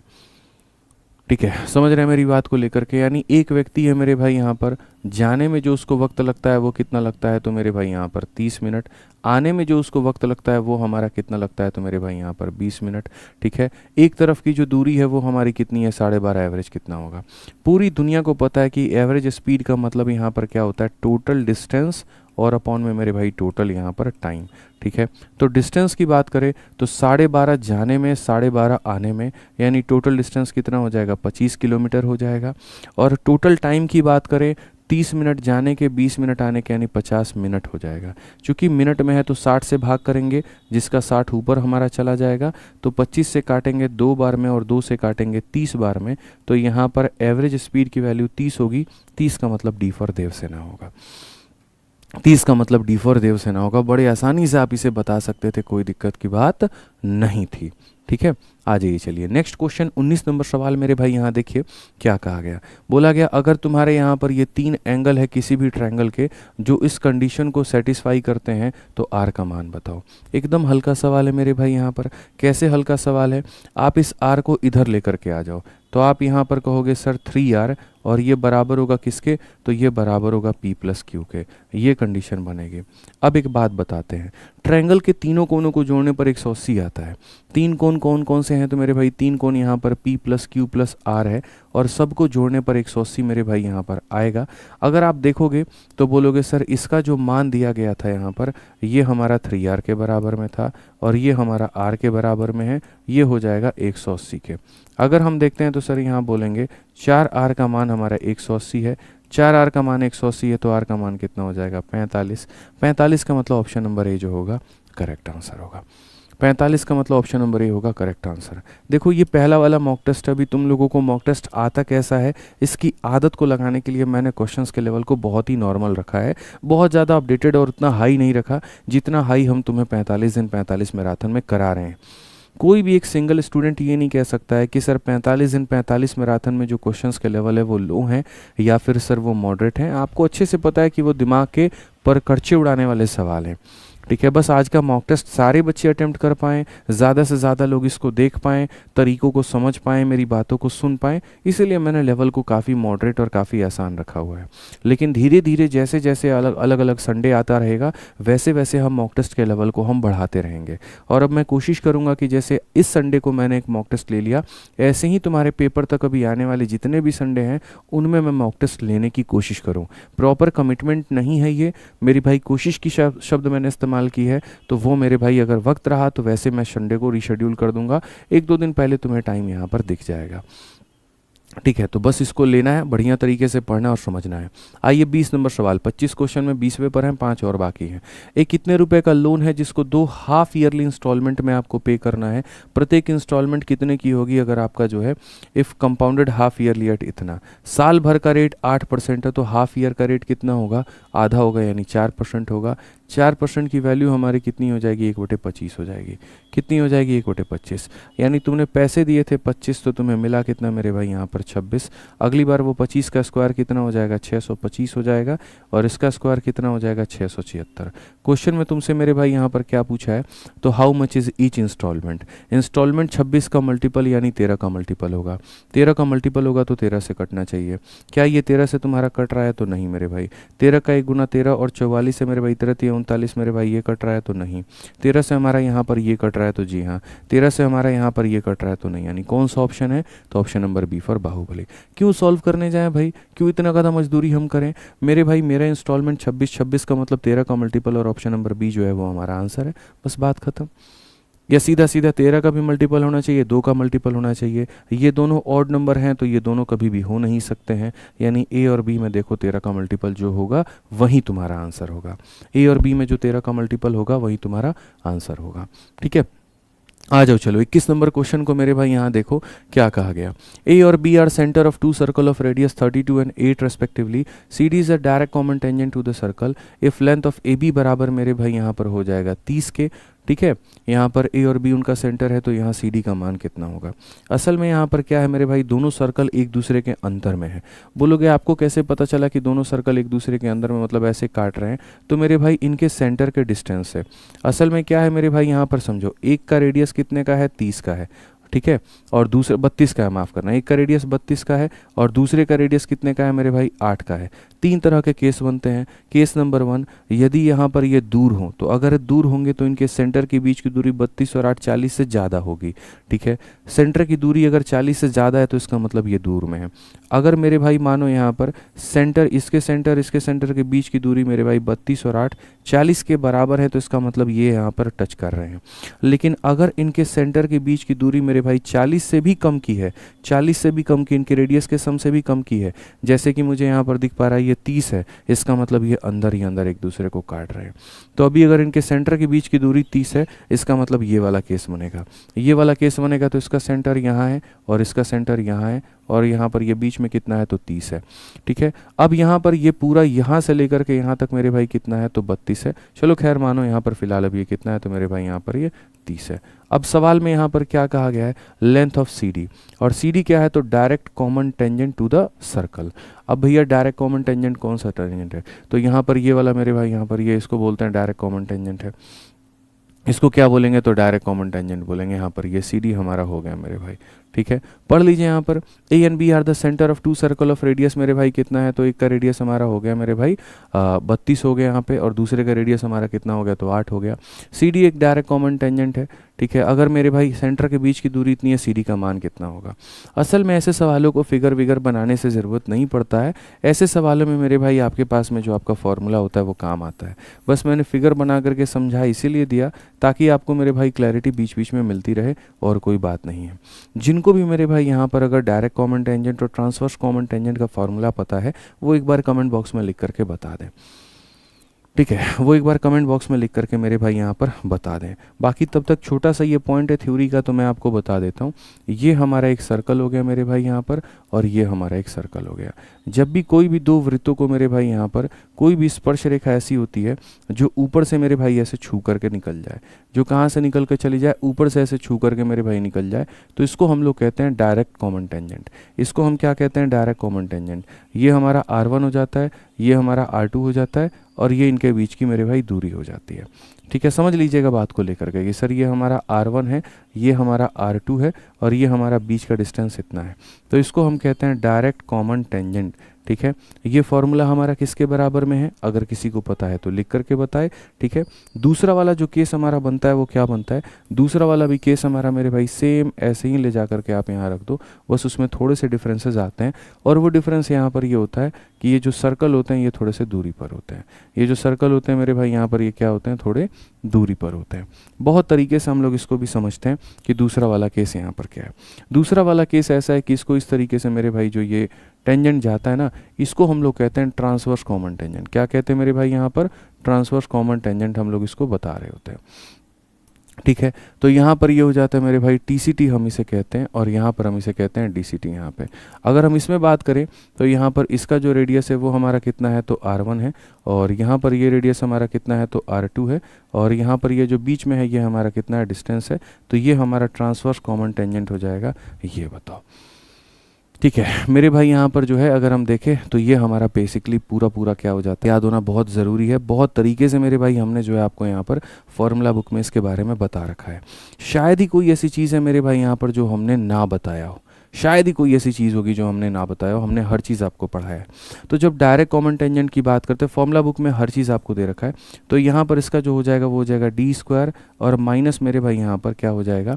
तो देखो सर समझना मेरी बात को लेकर के, यहाँ पर क्या है? यहाँ पर माइनस का योग बन रहा है, तो d² minus R1 minus R2 का क्या बन जाएगा? होल स्क्वायर बन जाएगा। और यहाँ पर क्या है सर? यहाँ पर t में भी देखो प्लस का चिन्ह है, और यहाँ पर ऐसे भी देखो तो ऐसे प्लस का चिन्ह है, तो इसीलिए मेरे भाई यहाँ पर बन जाएगा d² minus R1 plus R2 का मेरे भाई यहाँ पर होल स्क्वायर। असल में दोनों में बीच में माइनस ही होता है, बीच में दोनों क्या होता है? माइनस होता है। डायरेक्ट वाले में मेरे भाई यहाँ पर यहाँ ब्रैकेट के अंदर माइनस, और ट्रांसवर्स वाले में ब्रैकेट के अंदर में क्या होता है? प्लस होता है। और ये आपको याद रखना बड़ा ज़रूरी है, पेपर में ये पूछा जाता है, आप इससे नहीं भाग सकते हैं। तो अगर यहाँ पर आप देखेंगे और जब आप बात करेंगे मेरे भाई डायरेक्ट कॉमन टेंजेंट को लेकर के कि यहाँ पर ये एक डायरेक्ट कॉमन टेंजेंट है और यहाँ CD का ही मान बताओ, तो हम बड़ी आसानी से मेरे भाई यहाँ पर ये कह देंगे कि सर जो CD का मान होगा यहाँ पर वो क्या होगा? तो रूट अंडर मेरे भाई d² minus R1 minus R2 का मेरे भाई यहाँ पर होल स्क्वायर। तो अगर हम यहाँ देखेंगे तो d का जो मान है मेरे भाई यहाँ पर वो हमारा तरीके से कितना है? अगर हम डिस्टेंस की बात करें तो ये हमारा मेरे भाई 30 का स्क्वायर है, और यहाँ पर इनका कितना है? तो 32 में से 8 गया तो मेरे भाई यहाँ पर 24 का स्क्वायर है। आपको यहाँ पर ये नहीं दिख रहा मेरे भाई ट्रिपलेट है? बोलो, अगर नहीं दिख रहा है तो कोई बात नहीं मेरे भाई, मैं आपको बता देता हूँ। 30 में से 24 को घटा दोगे तो मेरे भाई 6 आ जाएगा, और 30 में 24 को जोड़ दोगे तो 54 आ जाएगा। 54 की अगर हम बात करें तो मेरे भाई यहाँ पर हम इसको 6 × 9 हम लिख सकते हैं। ठीक है, जब आप रूट करोगे तो 6 का रूट इतना है और 9 का रूट इतना है, 6 × 3 कितना? 18 है। Option number D for Devasena आसानी से बना सकते हैं। ठीक है, तो दो तरह के मेरे भाई स्पर्श रेखाएं बनती हैं, और यहाँ पर जो है मेरे भाई दोनों को बहुत बड़ी तरीके से समझना है और यहाँ पर ये जानना है। ठीक है, आ जाइए चलिए नेक्स्ट क्वेश्चन की बात करते हैं। सवाल में मेरे भाई यहाँ पर क्या कहा गया है ज़रा पढ़ो। तो कहा गया area of A sector of a circle of radius 21 with central angle इतना। मेरे भाई लगभग ये बात सबको पता होगी कि यहाँ पर जो है जैसे मानो यहाँ पर एक कितना सेक्टर मेरे पास में दिया गया है, पिज़्ज़ा का टुकड़ा है, बीच में कोण हमारा कितने का है? 60 डिग्री का है, त्रिज्या हमारी कितने की है? 21 की है, और क्षेत्रफल हमसे पूछा गया है। तो जहाँ तक मेरे भाई हमें यहाँ पर सारे के सारे आप सबको पढ़ा रखा है कि नॉर्मल जो सर्कल का एरिया होता है वो इतना होता है, कितने डिग्री के लिए? तो 360 के लिए, और हमें निकालना कितने का है? तो मेरे भाई 60 के लिए। अब समझो, थोड़ी सी चीज़ों को थोड़ा फास्ट करना सीखो। रेडियस मेरे भाई 7, देखो यहाँ पर एक नियम पढ़ा रखा है 7 44 154। ठीक है, कि अगर तुम्हारा ये रेडियस होगा तो तुम्हारा यहाँ पर ये एरिया होगा, और ये तुम्हारा सरकमफेरेंस होगा। तो रेडियस अपने आप का 3 गुना हुआ है, तो एरिया अपने आप का 9 गुना होगा, यानी एरिया 154 का 9 गुना होगा। तो एरिया 154 का मेरे भाई कितना गुना होगा? तो 9 गुना होगा। ठीक है। 60 से इसको कितनी बार में काटोगे, 6 बार में, तो ये रख लो आप यहाँ पे। 3 से अगर आप देखो मेरे भाई काटोगे, 6 से आप काट लो मेरे भाई, 6 का 2 गुना 12 हो जाएगा। और मेरे भाई 6 से मत काटो, एक काम करो आप 3 से काटो मेरे भाई 2 बार में, और 3 से काटो आप यहाँ 3 बार में, 2 से काटोगे 77 बार में, 77 का मेरे भाई 3 गुना कितना हो जाएगा, तो 231 हो जाएगा। बड़े आराम से आप इसका उत्तर दे पाएंगे। ऑप्शन नंबर ए जो होगा आंसर होगा। ऑप्शन नंबर ए हुआ मेरे भाई, यहाँ पर क्या होगा, आंसर होगा। ठीक है, समझ में आ गया बात, यहाँ पे कोई दिक्कत की बात है, कोई परेशानी की बात है। ठीक है, एक मेरे भाई यहाँ पर जो रॉकस्टार नाम से आईडी लिख रहा है कि बड़े बेकार टीचर है आप, यहाँ पर 8:30 बजे के क्लास में आपने लॉन्चिंग रख दी है। तो देख मेरे भाई, तेरे को किताब की हो सकता है ज़रूरत ना हो, लेकिन जो बाकी बच्चे हैं ना, जो मेरे भाई जीएस में परेशान है, उनको ज़रूरत है। तो दोनों के देखने के नज़रिए अलग अलग हैं। तुम्हारी नज़र में वो सिर्फ एक लॉन्चिंग है, लेकिन जो बच्चे मेरे भाई यहाँ पर पढ़ रहे हैं और जिनके जीएस में हाथ तंग है, उनके लिए वो एक रामबाण साबित है। ठीक है ना, तो अपना अपना नज़रिया है। कुछ लोग यहाँ पर मुफ्त का सिर्फ चाहते हैं कि उनको सारी चीज़ें मुफ्त की मिल जाए, मुफ्त की मिल जाए, मुफ्त की मिल जाए, और उसी के पीछे दीवाने हैं। और अगर कुछ ना मिले तो वहाँ पर वो कुछ भी कहने को तैयार हो जाते हैं। ठीक है, तो उस भीड़ के मेरे भाई कहीं ना कहीं तुम एक पात्र हो। दूसरा बच्चा यहाँ पर ये भी समझ रहा होता है कि मेरे भाई यहाँ जितना हमारा महत्वपूर्ण पढ़ना है, उतना ही महत्वपूर्ण हमारा प्रैक्टिस करना भी है, तो उनके लिए वो किताब भी ज़रूरी है। किसी का हाथ पकड़ करके मैंने जीवन में कभी भी किसके लिए कुछ भी नहीं कहा है मेरे भाई, इतना मान करके चलो। जो भी है तुम्हारी अपनी स्वेच्छा के ऊपर में है, तुम्हारे अपने के ऊपर में है। ठीक है, कई लोग ऐसे होते हैं जिनको मेरे भाई पूरा पूरा चद्दर नहीं दिखता, उस चद्दर में एक छोटी सी छेद दिखती है। एक बार भी तुमने अभी ये अप्रिशिएट नहीं किया कि सर आज संडे का दिन था, आप भी चाहते बाकी लोगों की तरह आराम से चद्दर तान के सो सकते थे, घूम सकते थे, लेकिन आज सुबह 10 बजे आपने अपनी मॉक टेस्ट लगाई है ताकि हमारा भला हो सके। ऐसा एक सिंगल कमेंट भी तुम्हारा नहीं आया। तो क्या है ना दोस्त, यहाँ पर जो एफर्ट्स इंसान डालता है, कई बार उसकी कदर किया करो, नहीं तो पता चले कि वो भी तुम्हारा धीरे धीरे यूट्यूब से गायब हो जाए और तुम्हें वो भी ना मिल पाए। समझ में आ रहा है बात यहाँ पे? तो उसकी भी थोड़ी सी कदर किया करो, थोड़ी इज्जत किया करो, अगर कोई तुम्हारे लिए इतना करता है तो। तुम्हें क्या लग रहा है बहुत आसान था आज के लिए मेरे ये मॉक टेस्ट लगाना? रात में 10 बजे बिठा करके टाइपिस्ट लोगों को कहा जाना नहीं है, तो उन्होंने क्वेश्चन टाइप किया। सुबह होते होते इनमें से क्वेश्चन हमने सेलेक्ट किए। 9 बजे से पूरी टीम लगी पड़ी थी 8:30 से आकर के। 9 बजे तक फिर एक राउंड फाइनल हुआ, 9:30 में दूसरा राउंड फाइनल हुआ, 9:45 में पीपीटी बन करके आई है, तब जा करके काम हुआ है। तो इतना थोड़ा मतलब लिखने के पहले जो है यहाँ पर ये सोचा करो। लिखते तो ऐसे हो पता नहीं 1 करोड़ का काट करके हमको चेक दे दिए हो और उसके बाद में हक जता रहे हो यहाँ पे कि एक क्लास का हम आपको 1 करोड़ रुपया देते हैं और आप क्लास नहीं लिए, उसके जगह पे कुछ और कर दिया, आप ऐसा क्यों किए? ऐसा मत करो, ठीक है? पढ़ाई करो, अच्छे से पढ़ाई करो, उसके ऊपर में फोकस करो, वो ज़रूरी है। मेरे भाई बहुत सारी चीज़ें ऐसी हैं जो आप लोग आए दिन देखते रहते हैं यहाँ पर। मैं आपको छोटी सी एक चीज़ बता देता हूँ, ठीक है? बुक्स की अगर मैं आपको बात करूँ यहाँ पर, तो बहुत प्यार से, बहुत बहुत तसल्ली से मैंने यहाँ पर जो है ना छोटी छोटी चीज़ों के ऊपर में काम करना शुरू किया। वो आप किस नज़रिए से देखते हैं वो आपके ऊपर में। 2024 से मैंने अपने अंदर में पूरी तरीके से परिवर्तन लाने को सोचा। जिस तरीके से मैं पढ़ा रहा था मैं उससे सेटिस्फाइड था, लेकिन जिस तरीके से मैं काम कर रहा था मैं उससे बिल्कुल भी सेटिस्फाइड नहीं था। मैं सच में सेटिस्फाइड नहीं था। मुझे ऐसा लग रहा था कि यार मेरा पढ़ाना सही जा रहा है, लेकिन इसके अलावा 4 और चीज़ें ऐसी हैं जो बच्चों को हम कर सकते हैं, बच्चों को हम दे सकते हैं, लेकिन वो मेरे तरफ से नहीं हो पा रही है। जिसमें सबसे पहला एग्जाम्पल मैं आपको बताऊं, ठीक है? तो सबसे पहला एग्जाम्पल मेरे भाई यहाँ पर टॉपर्स का पॉडकास्ट हो गया, अलग अलग लोगों के पॉडकास्ट हो गए। मुझे ऐसा लगता था यार कि मेरी जो थॉट होती थी, अगर आप मेरी पुरानी वीडियोज़ में भी देखोगे ना तो आपको मेरे भाई समझ में आ जाएगा। और वो यहाँ पर क्या था कि ठीक है भाई, बच्चे को पढ़ा दिया, सिलेक्शन हो गया, कामयाब वो हो गया, तो अब क्या ज़रूरत है उसकी कहानियाँ सुनने की? फोकस करो उन लोगों के ऊपर में जो अभी कमज़ोर हैं, जो अभी वीक हैं, उनको पढ़ाओ, ज़्यादा ज़्यादा मैराथन लो, ठीक है? इसी कारण था मेरे भाई कि 2024 में मैंने 3 चैनल से पढ़ाया। सबसे पहला चैनल रैंकर्स गुरुकुल, जिस पर आप अभी पढ़ रहे हैं, उस पर मैं मैराथन करवा रहा था, चाहे वो यूपी का एग्ज़ाम उठा करके देख लो, सीपीओ का देख लो या सीजीएल का देख लो। दूसरा चैनल था मेरे भाई कंसेप्ट वाला, वहाँ पर हम सेट करवाते थे और रिकॉर्ड कर करके डालते थे। और तीसरा चैनल था विजार्ड, जहाँ पर हम शॉर्ट ट्रिक्स डालते थे। जैसे एनटीपीसी के हमने 40 ट्रिक्स डाल दिए, ग्रुप डी के हमने ट्रिक्स डाल दिए, और लगातार मैं तुम्हें 1 नहीं 2 नहीं 3 चैनल से एक साथ पढ़ाता था। एक दिन में तीनों चैनल के लिए मुझे कंटेंट तैयार करना होता था, 2 में रिकॉर्डिंग जाती थी और 1 पर हम लाइव आकर के पढ़ाते थे, ठीक है? ये सोचो मेरे भाई, ठीक। तो ये मैं आपको बता रहा हूँ कि मैंने किया क्या, मतलब पढ़ाने पढ़ाने पर फोकस था कि हाँ मुझे पढ़ाना है 2024 में। लेकिन उन पढ़ाने के चक्कर में क्या होता है कि जो 23 वाले बच्चे जो सेलेक्ट हुए थे उनका रिजल्ट हम बहुत ज़्यादा आप लोगों के आगे नहीं रख पाए। तो 24 में क्या होता है, मेरे पास में ये कमेंट आने शुरू हो जाते हैं, लगता है सर के बच्चे ज़्यादा सेलेक्ट ही नहीं हुए हैं, लगता है यहाँ पर इनके पास में रैंक ही नहीं है, ठीक है, पता नहीं यहाँ पर टॉपर क्यों नहीं इनको इंटरव्यू देना चाहता। ऐसी बातें निकल करके आई, मेरा दिमाग ख़राब। फिर उसके बाद कुछ वो भी बच्चे आ गए कि सर आपने पढ़ाया तो बहुत बेहतर है, स्ट्रेटजी के बारे में हमें नहीं पता, हमें कैसे पढ़ना है, हमें दूसरों की स्ट्रेटजी वीडियो देखनी पड़ रही है, दूसरों के इंटरव्यू देखने पड़ रहे हैं, ऐसा क्यों है। तो मैंने काम किया कि नहीं भाई ठीक है, 24 अपने जगह पर बहुत बढ़िया था, बट मुझे अपने आप को थोड़ा बदलने की आवश्यकता है।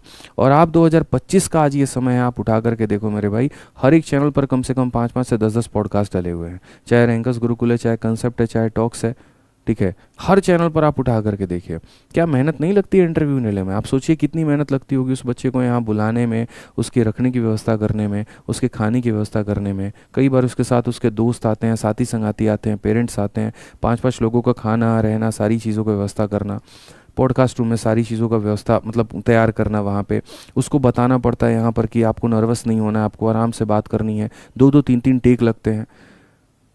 और इतने के बाद में अभी जाकर के मैंने जब ऑल इंडिया रैंक 10 का इंटरव्यू लिया ना, तुम ऑल इंडिया रैंक 10 से जाकर के फ़ोन कभी मिले तुम्हें रास्ते में तो तुम उससे पूछना कि सर ने आपका इंटरव्यू कैसे लिया था। सुबह के 6 बजे तक मैं ऑफिस में काम कर रहा था, 6:30 बजे मेरे भाई मैं उठता हूँ अपने ऑफिस से, निकल करके मुंह हाथ धो करके 7 बजे मैं उसका पॉडकास्ट लेने जा रहा हूँ। 24 घंटे से नहीं सोया हूँ, एक रेडबुल ली है, रेडबुल पिया है मैंने, और वहीं पर उसका इंटरव्यू मैंने शुरू कर दिया। रात भर बैठ करके कंटेंट पर काम किया, सुबह होते पॉडकास्ट, 9 साढ़े 9 तक उसका पॉडकास्ट फाइनल होता है, 10 बजे मैं घर पे संडे के दिन सोने आता हूँ और 2 घंटा सो करके फिर वापस ऑफिस में। क्यों की इतनी मेहनत, क्या ज़रूरत थी वहाँ पर, इसीलिए ताकि तुम्हें एक्स्ट्रा गाइडेंस मिल पाए। और एक और चीज़ तुमको बता दें, अगर तुमको ये लग रहा हो कि सर पॉडकास्ट में व्यूज़ आएंगे, पॉडकास्ट में पैसे आएंगे, तो मेरे दोस्त एक सिंगल पॉडकास्ट भी मैंने मोनेटाइजेशन ऑन नहीं किया है। किसी भी चैनल पर जा करके देखो, कंसेप्ट पर जा करके देखो, टॉक्स पर जा करके देखो, मेरे एक सिंगल पॉडकास्ट में तुमको ऐड देखने को नहीं मिलेगा। रीसेंट के 1-2 पॉडकास्ट का मैंने मोनेटाइजेशन ऑन किया, इसके अलावा आप उठा करके देख लीजिए, लगभग मैंने 15 से 20 पॉडकास्ट है जिस पे कम से कम आराम से मैं 10 से 12 लाख रुपए कमा सकता था अगर मैं मोनेटाइजेशन ऑन कर देता तो। लेकिन एक सिंगल पॉडकास्ट पर नहीं हुआ, क्योंकि मैं नहीं चाह रहा था कि कोई तुम्हें कोई गाइडेंस दे रहा है, कोई तुम्हें कोई बात बोल रहा है और उसके बीच में एक छोटा सा यहाँ पर किसी भी प्रकार का ऐड आ जाए और तुम्हारे बीच में दखल डाल दे, बाधा डाल दे। कई ऐसी चीज़ें, इसलिए मैंने कहा ना, तुम चद्दर की छेद को देख रहे हो, तुम पूरा चद्दर देखो ना, वहाँ पे तुम और भी चीज़ें देखो, तुम्हारा टीचर कितना एक्स्ट्रा एफर्ट लगा रहा है। तो सबसे पहले मैंने अपने अंदर में ये लाने के बदलाव की शुरू की कि भाई मुझे ये करना है, मुझे बच्चों को सशक्त बनाना है, मुझे उनको हर दिशा में गाइडेंस देनी है। वो शॉर्ट्स भी अगर स्क्रॉल कर रहा है ना, तो नाचने गाने की वीडियो ना आए, वहाँ पर भी ये वीडियो आए कि 5 से 6 घंटे में पढ़ करके सिलेक्शन कैसे लें। वो ज़रूरी है उसके लिए वहाँ पर। इसीलिए मैंने अपने खुद के चैनल पर खुद की वीडियो से ज़्यादा उन बच्चों के फेस को वैल्यू दी। नहीं तो कौन अपने चैनल पर किसी भी स्टूडेंट का वीडियो डालता है यार। मेरा चैनल है, मैं अपने आप को चमकाने पर काम करूंगा, अपनी चीज़ों को दिखाने पर काम करूंगा। आप मेरे टॉक्स के चैनल को जा करके देखो, लास्ट के 100 वीडियोज़ में कम से कम 90 वीडियो खाली स्टूडेंट लोगों के साथ में। क्या फ़र्क पड़ता है भाई, क्या मिलेगा मुझे उन बच्चों से, लेकिन हाँ उन बच्चों की बातों से आपको सिलेक्शन के रास्ते मिलेंगे, वो मेरे लिए ज़रूरी है और उसके ऊपर मैं काम किया। नहीं तो यार इतने सारे इतने सारे हमने शॉर्ट्स डाले, इतने सारे हमने जो पॉडकास्ट डाले, क्यों डाले, क्या ज़रूरत थी भाई, हमें मिल क्या रहा था ये बताओ। शॉर्ट्स पर 1 रुपया का पैसा नहीं मिलता है, पूरे पूरे हमने इंटरव्यू में 1 रुपये का मोनेटाइजेशन ऑन नहीं किया, लेकिन हम काम ही क्यों कर रहे हैं। ये इतने सारे जो शॉर्ट्स हम डालते हैं यहाँ पर, ठीक है, सीजल क्रैक करने में कितना समय लगता है यहाँ पर, इस तरीके से करके एनटीपीसी में ट्रेन के पीछे ये क्यों है, ट्रेन की गलत टिकट कटने के बाद क्या होती है, पढ़ाई का ढोंग मत करो, कितने घंटे पढ़ने से सिलेक्शन होगा, रेल पे में आरपी, भाई इन सभी चीज़ों के जगह 10 जगह की वीडियो मैं बना सकता हूँ और 1-1 मिलियन की हर वीडियो जा सकती है। सोचा करो यार, मैं इसलिए कहा ना, सच में बहुत बुरा लगता है। आप इसमें देखो ना यार, क्या ज़रूरत है मुझे इन चेहरों को दिखाने की, इनको पॉपुलर करने की, कोई फ़ायदा ही नहीं है यहाँ पे। अपना काम करेगा आदमी, अपने पढ़ने पर फोकस करेगा, अपनी चीज़ों के ऊपर में फोकस करेगा। आए दिन यहाँ लाऊंगा बैच की वीडियो, इसकी वीडियो, उसकी वीडियो। देखो तुम्हें कहीं पर भी अगर यहाँ दिख रहा हो मुझे बताओ, यहाँ पर हर छोटी चीज़ यहाँ पर कि हाँ भाई तुम समझ पाओ, तुम पढ़ पाओ, तुम्हारे अंदर हो पाए। एक एक बात मैं यहाँ पर एफर्ट डालने की कोशिश करता हूँ कि अगर कोई बच्चा सुबह उठ रहा है तो उसके मोबाइल में नाचने गाने की रील ना हो, उसके मोबाइल में पढ़ने का कंटेंट हो, पढ़ पाए वो वहाँ पे। ठीक है, तुम्हारी अपनी सोच है, अपने नज़रिया है। दूसरा मैंने यहाँ पर काम किया कि जिस तरीके से ब्रह्मास्त्र ने मेरे भाई यहाँ पर पूरा पूरा आपके पढ़ाई को आसान किया, उसी तरीके से मैंने और भी सोचा कि यार और भी जब मेरे पास में टीम है, जब मेरे पास में सामर्थ्य है, जब मेरे पास में लोग हैं, काफ़ी सारे बच्चों के मैसेज भी आने लगे कि सर बाकी चीज़ें बहुत महंगी हो गई हैं। ठीक है नहीं दिख रहा भाई, ये नो सिग्नल आ चुका है।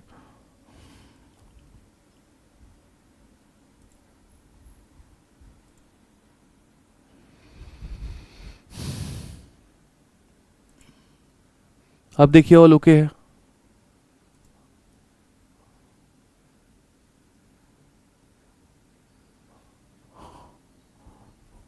हो गया मेरे भाई, आ गया।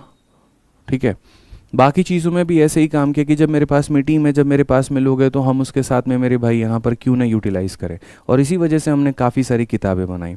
शुरू में जितने सारे लोग कहते थे ना मत पढ़ो किताबों से कुछ नहीं रखा है, आज आप देखो हर टीचर अपना अपना किताब बनाने को आगरू है।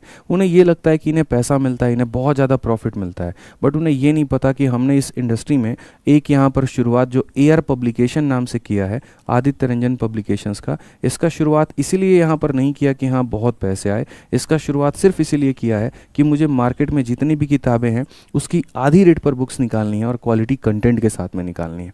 500-500 की किताबें आपको हमारी पब्लिकेशंस की 300-300 रुपये में, 250-250 रुपये में मिल जाएंगे। और कंटेंट आपको बेहतर पता है कि यहाँ पर क्या है। कोई भी ऐसा किताब नहीं है जिसकी रेटिंग 4.5 से नीचे हो, चाहे फ्लिपकार्ट हो या अमेजन हो। बट मेरी एक अलग थॉट प्रोसेस है जो तुम्हें अभी 1 से 2 साल के बाद में समझ में आएगा। अभी तुम्हारे समझ के भी बाहर की बात है, तो अभी क्यों समझाना तुम्हें, छोड़ो हटाओ, पढ़ो तुम यहाँ पे। तुम्हें 500 की चीज़ अच्छी लगती थी तो तुम उसी में खुश रहो। ठीक है, कोई कंपल्सन थोड़ी है मेरे भाई, कोई ज़बरदस्ती थोड़ी है। आ जाओ चलो पढ़ो यहाँ पे 23 नंबर क्वेश्चन पढ़ो मेरे भाई। यहाँ पर क्या कहा है, आराम से खर्च करो, बहुत पैसे तुम्हारे पास में। मुझे तो उनके लिए काम करना है जिनके पास में नहीं है इतना, जिनका सामर्थ्य इतना नहीं, और मैं उनके लिए काम करूँगा, चाहे कितना भी लोग कहें मैं तो करूँगा, सीधी सी बात है। ठीक है, आ जाओ चलो पढ़ो। 23 नंबर सवाल देखो। एक सर्कुलर रेस है 750 मीटर का, एक्स और वाई स्टार्ट करते हैं सेम पॉइंट से सेम टाइम पे। स्पीड एक की 9 है, दूसरे की 13.5 है। अगर वो सेम डायरेक्शन में चलते हैं वहाँ पर, ठीक है, if they are running in same direction then when they will meet again for the first time on the track. जब भी मेरे भाई लोग यहाँ पर जो है एक ही डायरेक्शन में चल रहे हैं, स्पीड हो जाता है माइनस, और अलग अलग डायरेक्शन में चलते हैं, अपोजिट में चलते हैं, तो स्पीड हो जाता है प्लस। तो अगर हमसे ये पूछा गया कि वो पहली बार कब मिलेंगे, तो पहली बार कब मिलेंगे तो बड़ी आसानी से मेरे भाई आप यहाँ पर निकाल सकते हो। टाइम बराबर में डिस्टेंस और अपॉन में क्या हो जाएगा, स्पीड। ठीक है, अगर आप देखोगे तो यहाँ 13.5 में से 9 घटा दो, स्पीड हमारा कितने का है मेरे भाई, यहाँ पर 4.5 का है। ठीक है, और ये चूंकि मेरे भाई यहाँ पर किलोमीटर पर आवर है, तो मीटर पर सेकंड में बदलने के लिए 5/18 करेंगे। बट्टे का 18 कहाँ चला जाएगा, तो ऊपर में चला जाएगा। आप इसका दशमलव हटा दो तो यहाँ पर ये हो जाएगा। 45 से कितनी बार में काटोगे मेरे भाई, 4 बार में। और 5 से कितनी बार में काटोगे, 15 बार में। 150 का 4 गुना कितना हो जाएगा, 600 second. Option number D for Devasena. तो बड़े आसान तरीके से आप इसको भी मेरे भाई यहाँ पर बना सकते थे। ठीक है, आ जाइए चलिए नेक्स्ट क्वेश्चन की बात करते हैं। 24 नंबर सवाल देखते हैं क्या कहा गया है, ज़रा पढ़िए। सवाल में कहा गया the simple interest on 7200 in 3 साल एट अ रेट ऑफ इतना is equal to the simple interest on the same sum at, ठीक है, gives the same simple interest as 9600 at a rate of x% per annum in यहाँ पर 4 year, find the value of x। बहुत आसान question है। ठीक है, दो अलग अलग पैसे हैं और दोनों का मेरे भाई जो ब्याज है वो हमारा बराबर है, यानी इतने रुपए पर 3 साल 16% की दर से और इतने रुपए पर x% की दर से 4 साल का जो ब्याज है वो क्या है, बराबर है। तो ब्याज हमारा क्या होता है मेरे भाई, यहाँ पर ये हो जाता है प्रिंसिपल, फिर उसके बाद में मेरे भाई यहाँ पर हो जाता है यहाँ पर टाइम, ये हो जाता है rate. P into R into T upon में कितना हो जाएगा, 100। और अगर हम यहाँ बात करें तो ये हमारा कितना हो जाएगा, 9600 हो जाएगा। फिर उसके बाद में यहाँ x हो जाएगा, फिर उसके बाद में 4 हो जाएगा, और अपॉन में क्या हो जाएगा, 100। ये सिर्फ और सिर्फ दिखावे के लिए है, इसकी आवश्यकता हमें यहाँ पर नहीं है। अगर हम 12 से काटेंगे, 1200 से 6 बार में, 1200 से मेरे भाई यहाँ पर 8 बार में। अगर कहीं ना कहीं अगर आप देखते हो तो मेरे भाई यहाँ पर समझ पाओगे, 8 और 4 32 है मेरे भाई यहाँ पर, 32 है मेरे भाई यहाँ पर, तो 16 यहाँ से ले लो और 2 यहाँ से ले लो, यानी 3 बच जाएगा। बेसिकली x बराबर 3 इंटू 3 कितना हो जाएगा, 9 हो जाएगा। ये हमारा क्या होगा, करेक्ट आंसर, ये बिल्कुल सही उत्तर है। ये हमारा क्या है मेरे भाई यहाँ पर, करेक्ट आंसर है, बिल्कुल सही उत्तर है। 25 नंबर क्वेश्चन पे चलने के पहले मैं आपको एक छोटी सी बात बता दूं। आज है संडे का दिन। मुझे पता है तुम्हारा मन काफ़ी ज़्यादा विचलित होगा, छोटी छोटी चीज़ों को लेकर के। हो सकता है कुछ क्रिकेट भी खेलने जाएं, कुछ और भी करने जाएं। बढ़िया है, क्रिकेट भी खेलने जा रहे हो तो जाओ, कम से कम पसीने तो बहेंगे। लेकिन अगर रूम में बैठ करके मूवी देखने का या कुछ और सोचने का सोच रहे हो तो वो कर लेना। लेकिन उसके पहले एक छोटी सी बात है। आज हमने मेरे भाई अपने एक स्टूडेंट की इंटरव्यू डाली है जो यहाँ पर वो आईएएस बने हैं। जैसे मैंने आपसे कहा था मेरे भाई, जैसे यूपीएससी 2020 का ये 24 का रिज़ल्ट आया था, तो वैसे यहाँ पर क्या हुआ था कि एक कॉल आता है यहाँ पर कि सर हम जो है यूपीएससी में सेलेक्ट हो गए और इस बार अभी जो कैडर मिला है वो आईएएस कैडर मिला है। और यूपीएससी के लिए जितनी वीडियोस हमने कराई थी यहाँ पर उन्होंने इसको देखा, फॉलो किया और बढ़िया तरीके से सीसैट में इनके नंबर आए। ठीक है, तो ये इंटरव्यू आपके लिए देखने लायक बहुत ज़रूरी है। इन्होंने ये बताया अपने जीवन काल में कि सर हमने ग्रुप डी का यहाँ पर जो है वो पेपर दिया, ग्रुप डी का पेपर भी हम अनसेलेक्ट हो गए। मुझे ऐसा लगा कि आज के समय यूपीएससी निकालना आसान है लेकिन ये रेलवे ग्रुप डी निकालना बहुत मुश्किल है। इन्होंने सीजीएल के, क्लर्क के, बाकी सभी लेवल के पेपर दिए और कई ऐसे पेपर रहे जहाँ पर ये असफल हुए। इसलिए लिखा है कि 20 बार असफल होने के बाद भी यूपीएससी में आईएएस ये बन गए और कैसे बने। तो ये हमारा चैनल है आदित्य रंजन सर टॉक्स करके, इसके ऊपर में हमने ये इंटरव्यू डाल दिया है। इस क्लास के बाद में आप जा करके देख लेना, मैं कमेंट बॉक्स में यहाँ पर पिन कर दूंगा। ठीक है, तरीके से मेरे भाई आपको यहाँ पर समझ में आ जाएगा। बहुत बढ़िया इंटरव्यू है, आप इसको देखना, मज़ा आएगा मेरे भाई यहाँ पर। ठीक है, आ जाओ चलो 25 नंबर क्वेश्चन देखो मेरे भाई यहाँ पर। 25 नंबर क्वेश्चन यहाँ पर क्या कहा है। ठीक है, सीजीएल में तो सिलेक्शन हो ही रहा था, यूपीएससी में भी अपने भाई लोग सेलेक्ट होने लगे, बहुत अच्छी बात है। आ जाओ। For triangle which one of the following statement are true. Triangle के लिए कौन सा कथन सही है। तो sum of all the interior angle 180 होता है। हाँ जी भाई, ये कथन सही है। All interior angle can't be equal, ये बिल्कुल गलत बात है मेरे भाई। जितने भी आंतरिक कोण होंगे सारे के सारे मेरे भाई यहाँ पर बराबर होंगे। Can have at most one obtuse angle, कहने का मतलब यहाँ पर अधिकतम एक ही कोण जो है वो 90 से ज़्यादा हो सकता है। ये बात भी सत्य है। अगर तुम एक कोण को 90 से ज़्यादा करोगे तो बाकी दोनों ऑटोमेटिक 90 से छोटे होंगे, यानी ये सत्य है। Sum of the two side में और may not be equal to the third side, ये बिल्कुल गलत बात है मेरे भाई यहाँ पर। ठीक है, समझ में आना मेरी बात को। Sum of the two side मेरे भाई यहाँ पर may be equal to third side, जैसे इस दिन ये हो गया तो ट्रायंगल का निर्माण नहीं होगा। जब भी मेरे भाई यहाँ पर अगर मान लेते हैं ये तीसरी वाली भुजा अगर इन दोनों के मेरे भाई योग के बराबर होगी तो ये कभी भी ट्रायंगल नहीं बन पाएगा। यानी 1 नंबर और 3 नंबर मेरे भाई बात सत्य है। ऑप्शन नंबर जो डी होगा वो हमारा बिल्कुल सही उत्तर होगा। तो इस तरीके से आज हमारा ये पूरा का पूरा 25 सेट रहा। और यहाँ पर मेरे भाई जो है बढ़िया तरीके से आपको ये पूरा जो पीडीएफ है वो कहाँ पर मिलेगा, तो मैथ्स बाय आदित्य रंजन और यहाँ पर रैंकर्स गुरुकुल पर मिलेगा। बाकी कैसा लगा आज का सेशन मुझे ज़रूर बताना। साथ में ये भी बताना मुझे कि जो तुम्हारा अगला मॉक टेस्ट हम अगले संडे का प्लान कर रहे हैं उसके लिए हम लेवल को क्या रखें, वो भी बहुत ज़रूरी है। ठीक है, आज का जो हमारा सेशन रहा उसमें सबसे पहले हम लोगों ने चर्चा की कि मॉक क्यों ज़रूरी है, दूसरा मॉक कैसे देना चाहिए, तीसरा मेरे भाई मॉक देने के परिणाम क्या होते हैं, चौथा हमने मॉक के एनालिसिस के ऊपर में बात की कि अगर गलतियाँ हो तो उसको सुधार कैसे करें। तो ये सारी चीज़ों के ऊपर में हमने चर्चा कर ली। फिर उसके बाद पूरे क्वेश्चन करवाते वक्त में मेरा ये फोकस था कि आपको हम एग्ज़ाम वाला अप्रोच सिखा पाएँ और बता पाए कि पेपर में अप्रोच क्या होना चाहिए आपका। ठीक है, और लास्ट में हमने ये भी बताया कि देखो आज का दिन कैसे यूटिलाइज़ करना है, तो उसके लिए तुम्हें एक पॉडकास्ट देख लेनी है एक आईएएस की यहाँ पर, तो उसको भी देख करके तुम सशक्त होना। बाकी कैसी लगी आज की वीडियो वो मुझे ज़रूर बताना। अगले मॉक टेस्ट की तुम्हारी डिमांड क्या है वो भी बताना। कितना लेवल उसका चाहिए, क्या थोड़ा ऊपर चाहिए क्वेश्चंस, थोड़े ट्रिकी क्वेश्चंस चाहिए, किस तरह के चाहिए मुझे वो भी बताना। बस तुम बढ़िया तरीके से पढ़ते रहो, मैं तुम्हारे साथ में हूँ, कहीं पर भी मैं तुम्हारे पीछे नहीं हूँ। हर दिशा में मैं काम कर रहा हूँ। 2024 में पढ़ाने पर काम किया, 24 में पढ़ाने के साथ साथ गाइडेंस, मोटिवेशन और पब्लिकेशन तीनों को साथ लेकर के चल रहे हैं ताकि तुम्हारा फ़ायदा हम करा पाएँ। पढ़ना है क्लास से, किताबें पढ़नी है पब्लिकेशन से, और गाइडेंस है और बाकी चीज़ें हैं तो वो पॉडकास्ट के लिए हम तुम्हारे लिए कर ही रहे हैं। ठीक है, बस बेहतर तरीके से तुम पढ़ो और बेहतर तरीके से तुम आगे बढ़ो। हे पार्थ, तुम आगे बढ़ो। ठीक है, चलो मिलते हैं अगली क्लास में। आज के लिए इतना ही। बहुत बहुत धन्यवाद। Thank you.